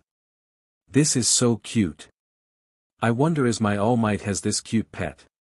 Nizu looked up at him, another Izuku, and this one loves cute things. What's next, an Izuku that blows stuff up? I quickly bowed, sorry Principal Nizu, I forgot to tell him. I don't think he is in UA in his world. Cyber gently put Nizu down and backed up. I'm sorry, I hope I didn't offend you. Nizu laughed and hopped back onto his seat saying it was okay. All Might stood up, how many other Izukus will we end up meeting? We both shrug as Cyber me looked All Might over. I can easily heal him back to his prime and add some extra oomph. I was stunned, wait, you can do that? I thought you were joking, but I was hoping you were an All Might fan. He nodded, yes I can and I am. Okay Skill Might, how much extra oomph do you want? 10% or 25% extra from when you were in your primes. All Might's jaw dropped as Nizu and I laughed at the name. At least it's better than Skeletor.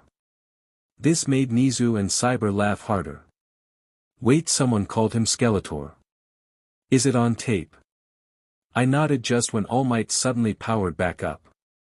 Cyber chuckled, I gave you 20% and I found the clip online. That is funny. I won't save it so no one in my reality will see it. All Might thanked him before Cyber said goodbye and left. I hope I fit into my UA. Have fun, Gem. I of course secretly copied his quirk and rubbed my head. You okay, young Midoriya? All Might asked. I nodded as I head to the door. He wasn't joking about being smart. His IQ must be through the roof. With that I went back to lunch and explained that Cyber left. We all hoped he would get into UA and that if he does have a Mei that she is not as crazy. That's when we felt a sonic boom. When we looked out the window we could see All Might running around and doing flips as if he was a kid again. I recorded it on my phone and headed to class as the bell rang. I wonder how many other MES I will meet. I stretched as I finished making myself some items from the notebook Cyber Izuku gave me yesterday. I hold up what looks like a simple bracelet and put it on. Once it's on I make a fist and move a certain way causing my arm to ring. The ringing nose activated the bracelet which created a big energy shield. I smiled and manually compressed the shield. That's when I got a text from Mei. She's a bit crazy but she is a brilliant inventor. Mei, I made his solar surfer. It works awesomely. The solar panels turn 1 second of pure sunlight into hours of power. Me, please tell me you didn't overcharge or damage the solar surfer batteries used to store the energy. Mei, does it result in an explosion? If so, not yet.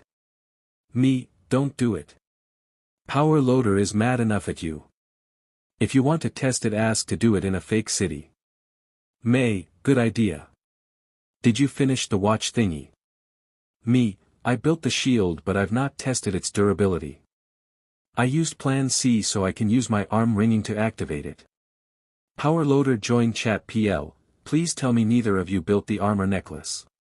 Mei and me, nope, just build us a version of it, okay? Mei, he's already at it. Should we leave the bow to him as well? PL, there's a bow. Mei, go photocopy the rest of that book. Me, Power Loader, calm down. I will give you a copy when I get there. I will put a green star next to the ones I'm building. May add some symbol for the ones you claimed. Okay.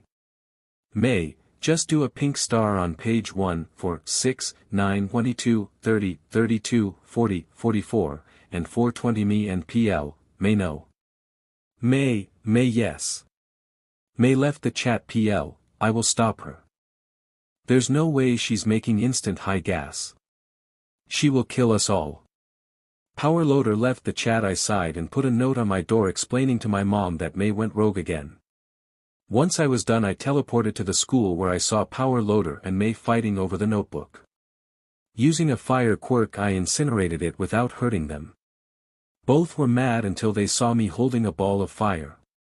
May apologized, sorry about making you come in early, Izuku. Please don't destroy me. I used the code to duplicate the notebook, with one being pink and the other a nice yellow. Yellow book is Power Loader's and has the drag-based creations in it with his stuff on yellow pages. Pink is yours, May, your stuff is on pink pages and devoid of drag items. Do not steal Power Loader's or my book or I will destroy all of your babies, I said as I tossed them their books. By babies I meant mice creations. She nodded, knowing I would do it. With a smile I showed the shield. It looks awesome, wanna test it, and the explosive power of a SSB.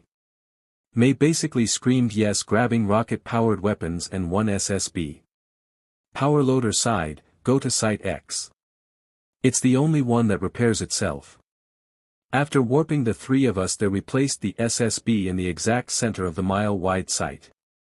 The Solar Surfer battery looked like a watch battery with spikes along the thin, curved sides.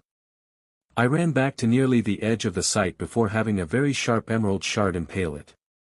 The explosion was almost instant. I barely had enough time to activate my shield and form an emerald wall behind it. The side was ruined all the way to the walls, which lost a few inches worth of its insides.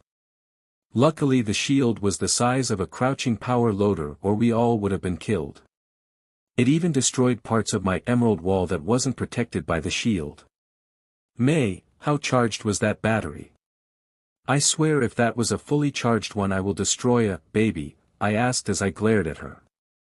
May was shaken and all I could get was the word 10. After a couple of minutes I understood. Power Loader put that book in a safe when not in use. Same for you, May. If that truly was just a 10% charge, a full charge could be a lot worse. May grabbed my arm. Please tell me you know where to get something called Vibranium Tritanium Naquata alloy. I just used obsidian and it's just weaker than your emeralds. Power Loader freaked out as he finally processed what happened. Such alloy doesn't exist. It's from comic books and TV shows. I sighed and popped my back. You could have asked me to form some of it. The alloy actually exists in Cyber Me's reality. Stay still, please. Without much hesitation I undid all of the damage and caused the battery to reform where we left it. Once it was all done I formed a box around the battery. Brace yourselves, round 2 and May are the batteries you made exactly to the design. She nodded as she hid behind me and the shield with Power Loader running to the observation room. Once he was above us and secured I detonated the battery the same way.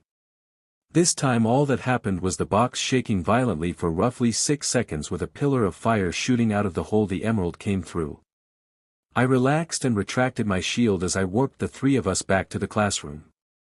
Next time you two need interdimensional materials, just ask me. I don't care when, since I don't sleep, but I will get you what's needed ASAP. Definitely glad I had the material around my shield's battery or we would have definitely been dead.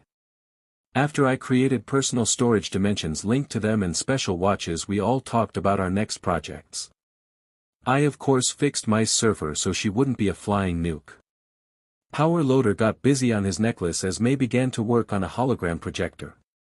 I told them both bye as I headed upstairs to my classroom, forgetting that part of my uniform was charred. Ida and Urarika were the first two into the classroom and they both freaked out. They asked if I was attacked or if Bakugo was still mad about me beating him in battle training. Guys, calm down. I was helping May with something and it blew up. Don't worry about it. I am fine. They didn't believe me until I showed them the blast from something. I of course blurred it so they would never know a battery was a mini nuke. When Kakin and his squad arrived he was said when he saw my uniform. Very similar rant to Uraraka and Ida till the three of us told him it was a mere mishap. Izuku, that beach is going to end up killing you. I sighed and nodded as I motioned them to their seats while Aizawa walked in. He seemed happy as hell in his new sleeping bag I had made create for him.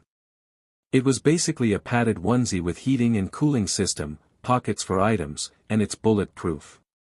Everyone looked at me as he walked in. What, you all saw him moonwalk in the one with just legs? Why not create the ultimate portable bed for him? Plus he's not irritated by dry eye, so he might be getting better sleep. Denki leaned over and whispered, "Can you get us all one of those? Imagine us all wearing those at a sleepover." Bakugo heard and smirked, "If you can mine better have explosions and skulls on it. Also make it battle usable if possible so every year we can fight crime in them on National Pajama Day." Everyone loved that idea and I had to laugh. Ask Aizawa what's the power source on it. He shrugged as he muttered something about a SSB. When those letters out I tackled him and removed the power source from it. "Sorry Aizawa, may put something unstable in it. I will fix it and reinstall it in a few seconds." Everyone was tense as I slowly moved the box holding the battery to my desk. Uraraka asked, "Is that what singed your outfit?" I only nodded as I began to fix it as carefully and silently as possible.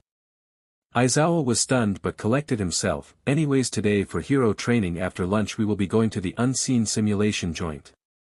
There we will train for rescue during natural disasters and different environments. Izuku, if you can hurry up please, this thing is getting really hot." I finished and reinstalled it. There we go, fixed. If it violently shakes tell me and I will replace the battery. That's just how it says the battery won't work anymore. He nodded and sighed, "As long as it doesn't happen often I will be happy." I nodded and quickly formed a small portal that lead to May. "May anything else using SSBs?"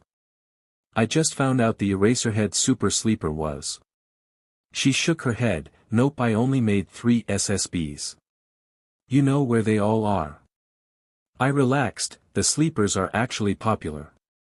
Can you make one for each of my classmates that match their hero costumes and also one for me?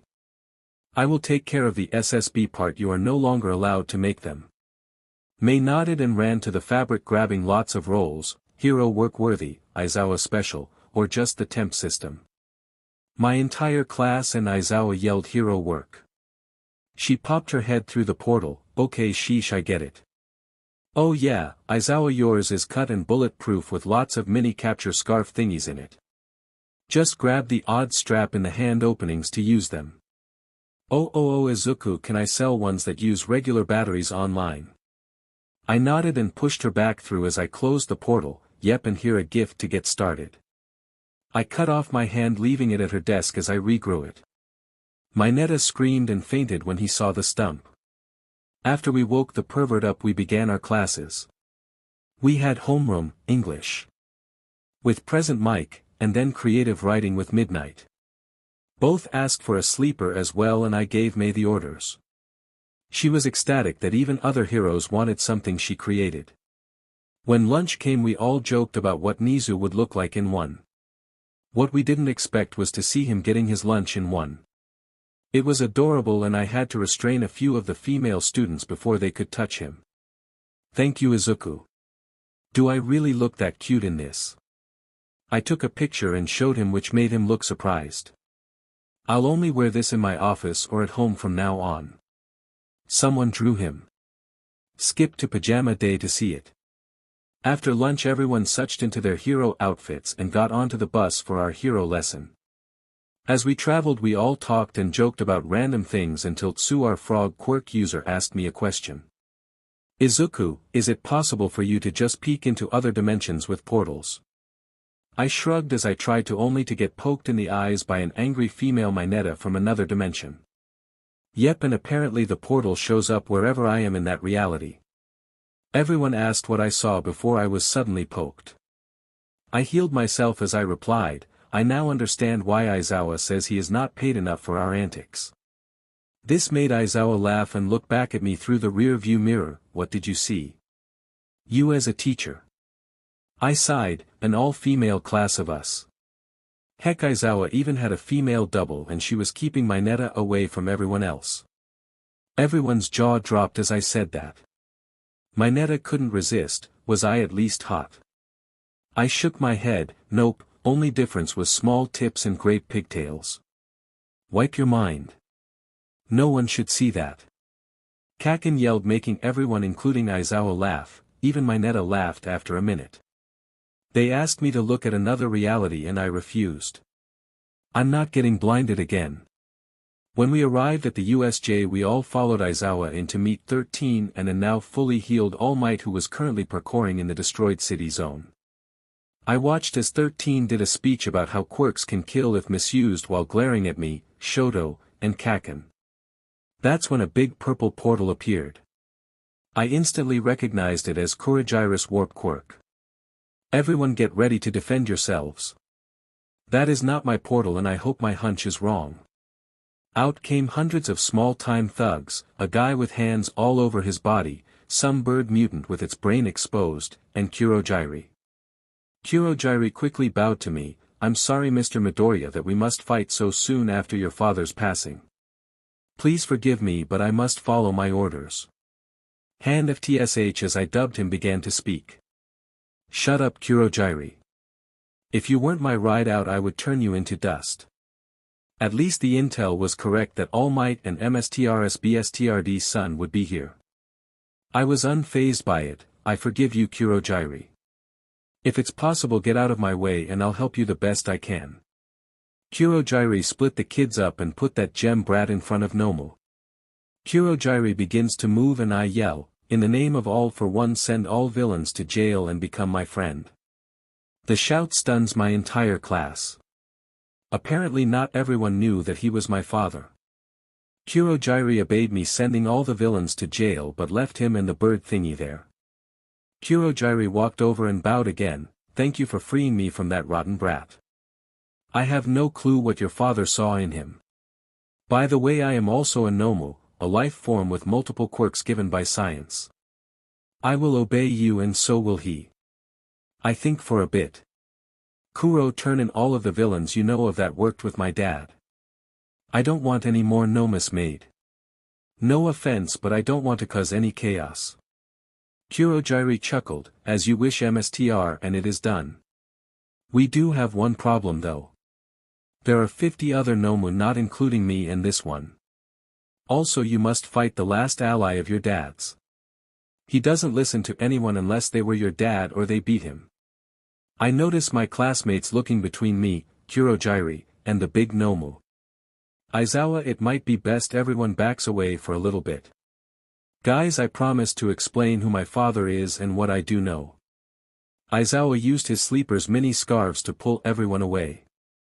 He yelled at me, you have an hour and you owe me 2 all-out versions of this suit. I nodded and looked at Kurogiri, let's get it over with. Nomu, stand near the door. Help Aizawa keep the class out but don't hurt anyone. The brute nodded and walked to the door, sitting in front of it and growling. Suddenly a giant man was warped to in front of the fountain. MSTR, meet Gigantomachia, your father's strongest bodyguard. I looked up at the giant guy even though he was standing a few meters below me. His appearance looked like an orc from most fantasy games, but if parts of him was made of flesh-colored stones and his teeth are all jagged similar to Kirashima. Before Gigantomachia could try to attack me, I struck first. After a fight, which almost took up all of the time Aizawa gave me, I won, knocking out the big brute. I of course healed him and waited for him to wake up as I called my mom. Hey sweetie, what's up? Are you in trouble? I chuckle, no I'm not in trouble but we might need a mansion after all. My mom's tone went stern, what did you do? I sigh, Mom, remember that vapor guy who brought us dad? Well, he's now our butler I guess, and we also have 51 other workers called Nomu. I will explain them later. We might also need a giant-sized guest house for a bodyguard called Gigantomachia. I beat him but I'm not sure if he now sees me as his superior. My mom sighed and said she would look into it. As she hung up, the giant woke up and shook his head. You beat me like MSTR. You now MSTR. How is all for one? I helped him stand up. He is dead. He returned my quirk then died. He looked sad and nodded. I will protect Gem MSTR. I won't fail you. I nodded. Nomu, you can let them in now. Come here next to me. The creature then walked over to me and stood there as my classmates came in. You better explain to them, Izuku. Shoto nearly froze me. Kaken said as he slowly breaks ice off of his costume. Okay, simple stuff first. My dad was all for one, enemy of all might. I never knew till a tiny bit before it hit the news where I gained my second BRTH quirk, which I call Extreme Copy. Lets me copy and enhance quirks, and if I copy the enhanced versions from people I gave them to, I can enhance it again. Now that I claimed Kurogiri, Gigantomachia, and the Nomus created, I now have an army to use to help or destroy the world. I will take all Nomu and try to make them back to who they used to be. It may be a while, but I will try. Aizawa was the first to talk. Good to know, but now it's time to train. Kurogiri, will you help with the lesson? Kurogiri looked at me and so did the other two. I nodded. Help with the lesson and do not hurt anyone. After that, my classmates and I did hours of training and playing with my 3 new employees, I guess. Nomu was kinda like a puppy, so everyone enjoyed it. By the end of the day we were all tired. We had Kurogiri teleport us and the bus to school and then each of us home. Everyone thanked Kurogiri, which made some of his mist into a light pink. When I got home, I had the Nomu and Gigantomachia stay in the backyard. I did make them a big tent and beds through for them to fit. Both liked the beds and were soon out like someone hit them with Midnight's quirk. After tucking them in, I headed inside with Kuro. My mom welcomed him and I told her about what happened. She was so proud of me and showed us some different mansions that could hopefully fit Gigantomachia, but we had to go there first. Once we set up dates to look at them, I lead Kurogiri to the guest room where he thanked me again. I'm glad you figured out what I meant. Hopefully you can fix the other Nomu, but I want to stay as I am. I will serve you and your family till the end of time. I hugged him. You don't have to, Kurogiri. I told you to be my friend, not my butler. Should you ever want to leave and explore the world, just keep in contact, okay? I won't chain you to us. If there are other sentient Nomu like you, I will give them the choice. Heck, if they want to make a Nomu village, I will do everything in my power to build it. Good night, Kurogiri. Sleep well, my friend. Oh yeah, you remember that odd sleeping bag outfit Aizawa was wearing? Do you want one? Any pattern you want I can probably get made. He laughed. I actually would. It looked comfy and useful. I smiled and nodded as I went to bed. This weekend will be a long one. I have to start training for the sports festival and work on undoing namification. I couldn't help but keep smiling as I knew once I figured it all out it would be worth it. The League of Villains is no more, but there might be new villains later. I hope you enjoyed this chapter as it was fun to write. Well, except for writing Gigantomachia's name. It took at least 7 tries each time. Return of crazy events. It has been a very long month since I stopped the League of Villains. Mom, the Nomu, Gigantomachia, Kurogiri, and I have moved into a giant mansion, and we had multiple houses built for Nomu overflow and a special play area for the Nomu that can rebuild itself. There were a lot more Nomu than Kurogiri knew of, and there were 10 others sentient like him. They help keep the normal Nomu in line, and we all talk. They all enjoy being Nomu, but they dislike the hate aimed at them because of their appearance. After a few days of talking, I decided to make quirk holding crystals out of boredom. Each crystal holds a different quirk, and if someone has their skin touch the crystal, they can use the quirks in it. That's when I came up with an idea. I rushed over to a Nomu called Hood. He is an expert fighter and I have trained with him some, which will hopefully me win the sports festival in a week. Hood, I have an idea, but I want your permission first. Hood looked down at me from the tree he usually is in. Izuku, tell me your idea first. I will decide afterwards. I nodded. I think I figured out how to make your Nomu form into a quirk and give you a human form so you can blend into society. I can create crystals that store quirks, and since I can edit quirks. Hood jumped down and knelt down so we were same height. You can make the quirks that ruin body into a new one which you can store in crystal that I can use when needed. Kinda I want to test it on a normal Nomu first. Might be able to make them sentient again. Do you know of any close to expiration due to quirk imbalance? Hood grabbed a flying Nomu and brought him to me. I tried it on the chosen one and averted my eyes once it was done. I quickly covered the now female human in a blanket and waited for her to wake up as I tinker with the quirks I crystallized. She soon woke up and looked around confused. Where am I? Who are you two and what happened to the tests? Hood, get Kuro. Tell him female Denomu. I am Izuku Midoriya and I just undid what a scientist did to you. You were made into a creature called a Nomu. A brainless creature that obeyed orders and fought heroes. She cried when I finished that explanation. I gently hugged her and told her it's okay and that she is safe. I hoped that was a nightmare. I'm sorry that I fell for his trick. I just wanted a quirk. I smiled as Kurogyri walked over. It's okay, ma'am. Look, I can give you a quirk or you can use what you were to make amends. This crystal holds what I call Nomu form. It is what you used to be. I have changed it to let you keep your mind and stay in control.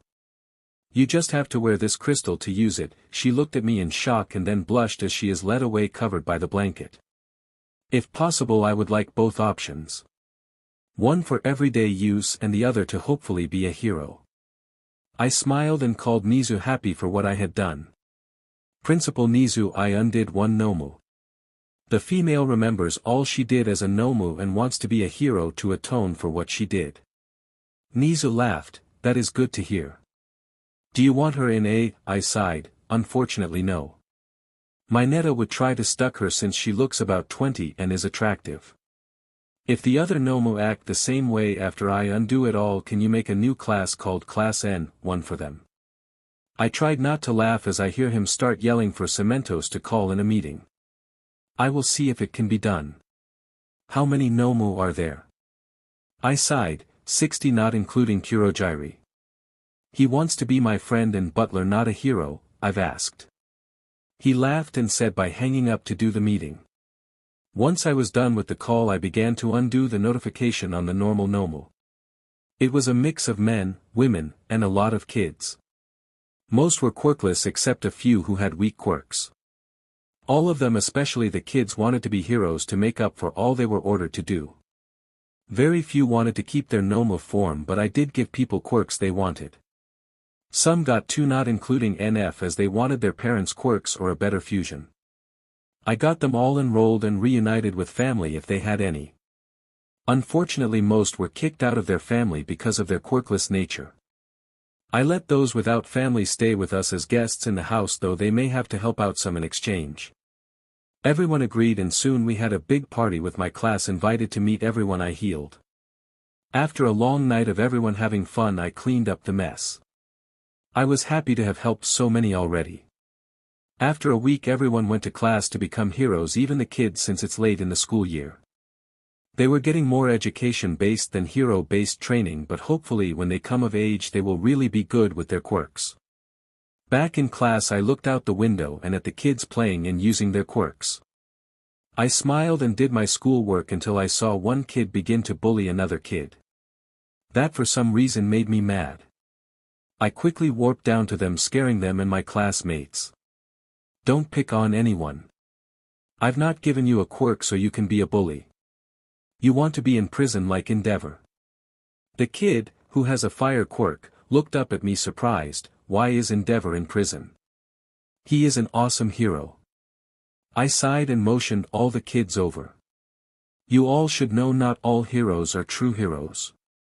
Some are in it just for fame and money. Endeavor was one of those.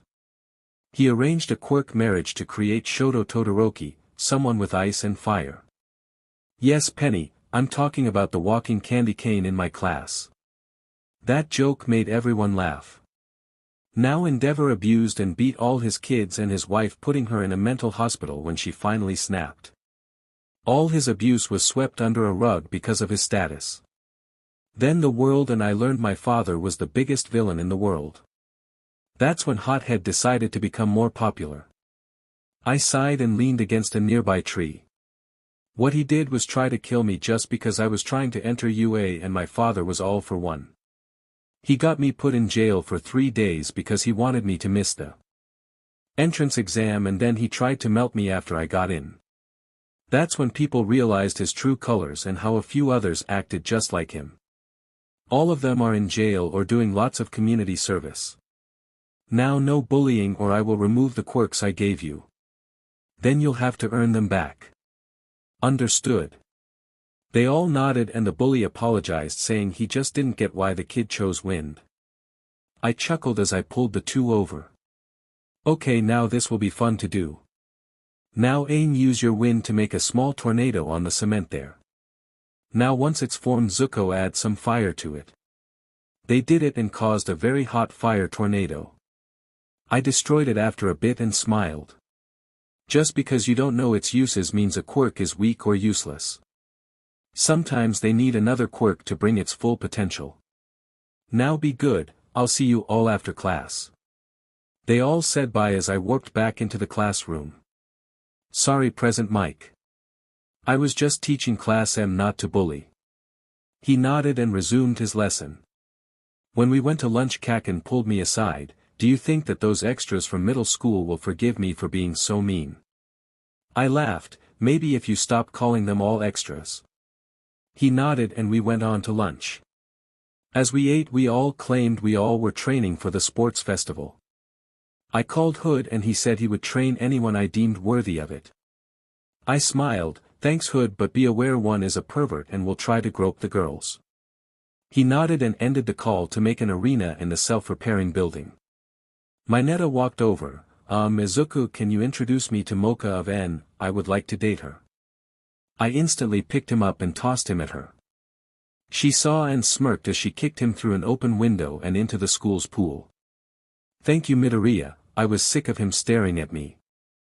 I just waved and sighed as I ate some katsudon. I swear that pervert is going to get himself killed. We definitely need to break that out of him and Denki. Everyone gave the living battery a glare as they all made noises of them agreeing. After school we all went home and trained with Hood and a few Denimute who kept their NFs. We all had fun and I decided to make it into a sleepover since it was a Friday and I had plenty of rooms. Of course I caught Mineta trying to sneak into the giant bedroom the girls were in. I smirked evilly as I knocked on the door. Girls, I caught Mineta. Want to use him as a living Barbie. As the girls discussed what they should answer while the grape-headed moron begged for forgiveness. Momo opened the door. We will punish him tomorrow morning after breakfast. We will spend some of tonight planning outfits. Can you make him into a girl though? We will need measurements. The aura of malice was so thick from those girls I instantly regretted this idea. I made him into a female for a bit, then quickly undid it once they were done. Mineta, if you try again I will make you into a slug. Now back to the room you and Denki are sharing. I then saw Denki trying to sneak to the girls' room, stopping the second he saw me and Mineta. Girls, Denki just volunteered to join Mineta. I grabbed and changed him for the girls to measure. Once they were done I dragged them both down the hall and into their room. After changing Denki back I coated the room in emeralds, sealed the windows, and formed bars in the doorway. Now stay, if either of you somehow get out I will have call midnight. You know how she loves perverts. I said, my voice full of venom. Shoto looked out of the room he chose. Izuku, why are you so mad? That tone in your voice even scared me. My tone changed to my normal happy self. Sorry Shoto. These two tried to see the girls' NDE again. They will be punished by the girls tomorrow, and if they are smart they will stay in their room till breakfast or the morning gaming tournament. Shoto sighed. Want me to watch them? I shook my head and put a camera on the wall. I have it covered. Sleep well, Shoto. I walked to my room a few doors down and sat on my bed. I wanted everything back to normal, but was it always this crazy? Oh well, tomorrow should be a fun fashion show with the perverts getting embarrassed. I think I will call Midnight and have her help the girls. I sent her a text and suddenly almost 5 minutes later there was knocking on the front door. With a quick warp down there I let Midnight in. You sent me a text, is everything okay? I laughed, mostly, can you help the girls punish the class perverts? I caught them trying to prep at the girls. Midnight smirked and pushed me against the wall, will I finally get a date with you? I sighed, sure, next week on Wednesday around 6 sound good. She kissed me on the cheek, making sure to press against me, that'll do Izuku dear. What room are the perverts in? Punishment is tomorrow after breakfast. I'll lead you to the girls and give you a room. I lead her to the girls and point to the room next to it. You can sleep there once you finish planning. She enters the girls' room as I set up her bedroom. Once I'm done I hear a girl scream, so I knock on the door, are you all okay in there? I heard a scream. I hear the girls cussing about me not falling for it and I sigh. I was raised properly and I want to sleep tonight. Good night ladies, see you in the morning. I headed off to bed chuckling. Maybe normal is overrated. Okay people, I want you to choose outfits for the perverts to get put in and I want your guys' opinion. Should I put a ship in this story or no? I haven't planned that part out any. I walk over to the pervert's cell in the middle of the night. They thought they'd be smart by covering the gem bars with Mineta's stupid pop-off ball. With a smirk I turn the pop-off into emeralds which get absorbed into the bars. What I see is Mineta on Denki's shoulders with pop-off holding onto him to lift him up towards the air vents. Seriously you two? Get down now or I will have Midnight come. Fine. I'm calling Midnight. As I counted the two fools just froze as if I wouldn't be able to see them. The second I said I was calling her, Mineta jumped off the wall hurting him and Denki. Izuku, please don't call Midnight. I won't try again, I promise. Mineta begged as I pulled out my phone and texted Midnight to run down the hall. Denki crawled over to the door, please Izuku have mercy. Don't summon that crazy woman. That's when she suddenly appears next to me, I'm crazy. Who's the bloody perverts that tried to grope every girl in the school? I looked at her stunned, oh my, I didn't even hear you come down the hall. Nice job on stealth. She smirked as Mineta and Denki backed away from the emerald bars. I sigh, please knock the two out for the next 7 hours. I am already tired of them. She does, and once they are out she kissed my cheek. You now owe me 2 dates. You are not the only person after me. Trust me when I say all I can do is 1 date currently. She scoffed, who can compare to me? I just sighed annoyed, empty lady, Mariko, N1 and M1 has a lot of girls into me. Main one though is Mocha. Her vampire quirk is very interesting. With that said I went back to room and closed my door. It took about 3 minutes for Midnight to knock on my door. Midnight, it's literally midnight and I would like to sleep. I've not slept in over a month and I don't want to get cranky. She tried to kiss me but I formed a wall of emerald. Come on Izuku, I will let you test quirks on me and everything. Just become my boyfriend. Can we talk about this later? If not, tomorrow will be hell for you as well as the perverts. I simply stated, my voice vibrating some low notes to make my voice sound demonic. With that she left me alone to sleep. Honestly I don't need to sleep but it helps with my sanity. When morning came I headed downstairs to make breakfast with kurogiri and some denemu to feed everyone. Once it was all made I smirked, hey Stan, how about you wake up the guests? Nothing ear shattering, just jarring. Except for the perverts in the emerald barred room. Take Murray with you to eat the bars enough for them to get out. The duo leave and a bit later I hear Stan yell, good morning A1 and Midnight. There was then silence for a bit before a much louder, wake up perverts. I quickly used a time quirk to fix any damage from his yelling. After a bit everyone came down and sat at the giant table.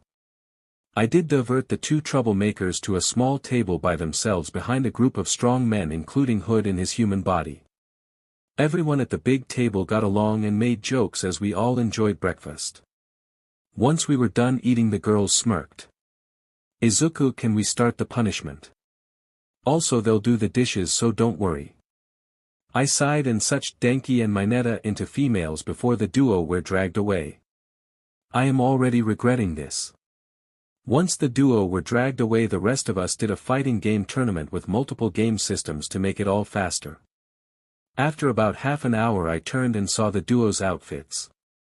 I busted up laughing mid-round, which made me lose, but worth it. The pair were in hot pink maid outfits with the word pervert on different sections of the outfits.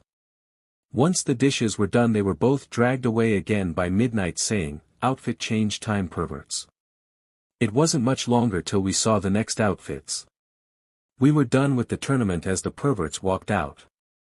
Denki was in a yellow corset, short skirt, Pikachu ears and tail, and high heels. Mineta was in a purple version of the same outfit. "Please stop them, we won't try to peep or grope them again." Everyone was laughing at them, with some guys wolf whistling and cat calling. I walked over to the girls in charge of the punishment. "Two more outfits and they are done, okay? I think they get the point." The girls all glared at me, making me back up a bit in shock. Momo stated, 3 outfits per pervert and no less. 2 each, and that should be enough. I don't want them traumatized into being gay perverts, put of fear of women. The girls talked with Midnight smirking. I didn't know what was said, but I instantly knew it was bad. Uraraka blushed, 2 outfits, but you must date all of us as a girl or no deal. I gave Midnight a death glare. I know that is your doing and not happening. I am not the ones being punished. Now only do 2 or all of you will be in the Pikachu outfit until you leave. To add to my bluff, I made thread appear in my hands. The girls quickly agreed, but Midnight walked over. "If you can do LTX, it'll be useful on our date. Anyways, I have to go on patrol. See you in class." She kissed my cheek then left. I glared at the perverts. "It's your fault I have a date with her. Stuff I have to do to straighten you out." With that said, I headed into the game room to do another tournament with racing games. The perverts were busy on drink duty, with some guys slapping their tears.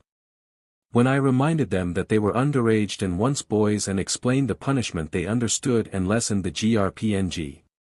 Needless to say, the duo were ashamed. Once that tournament was over, we headed to the arena to train. This time the duo wore skin-tight LTX outfits similar to Midnight's hero costume.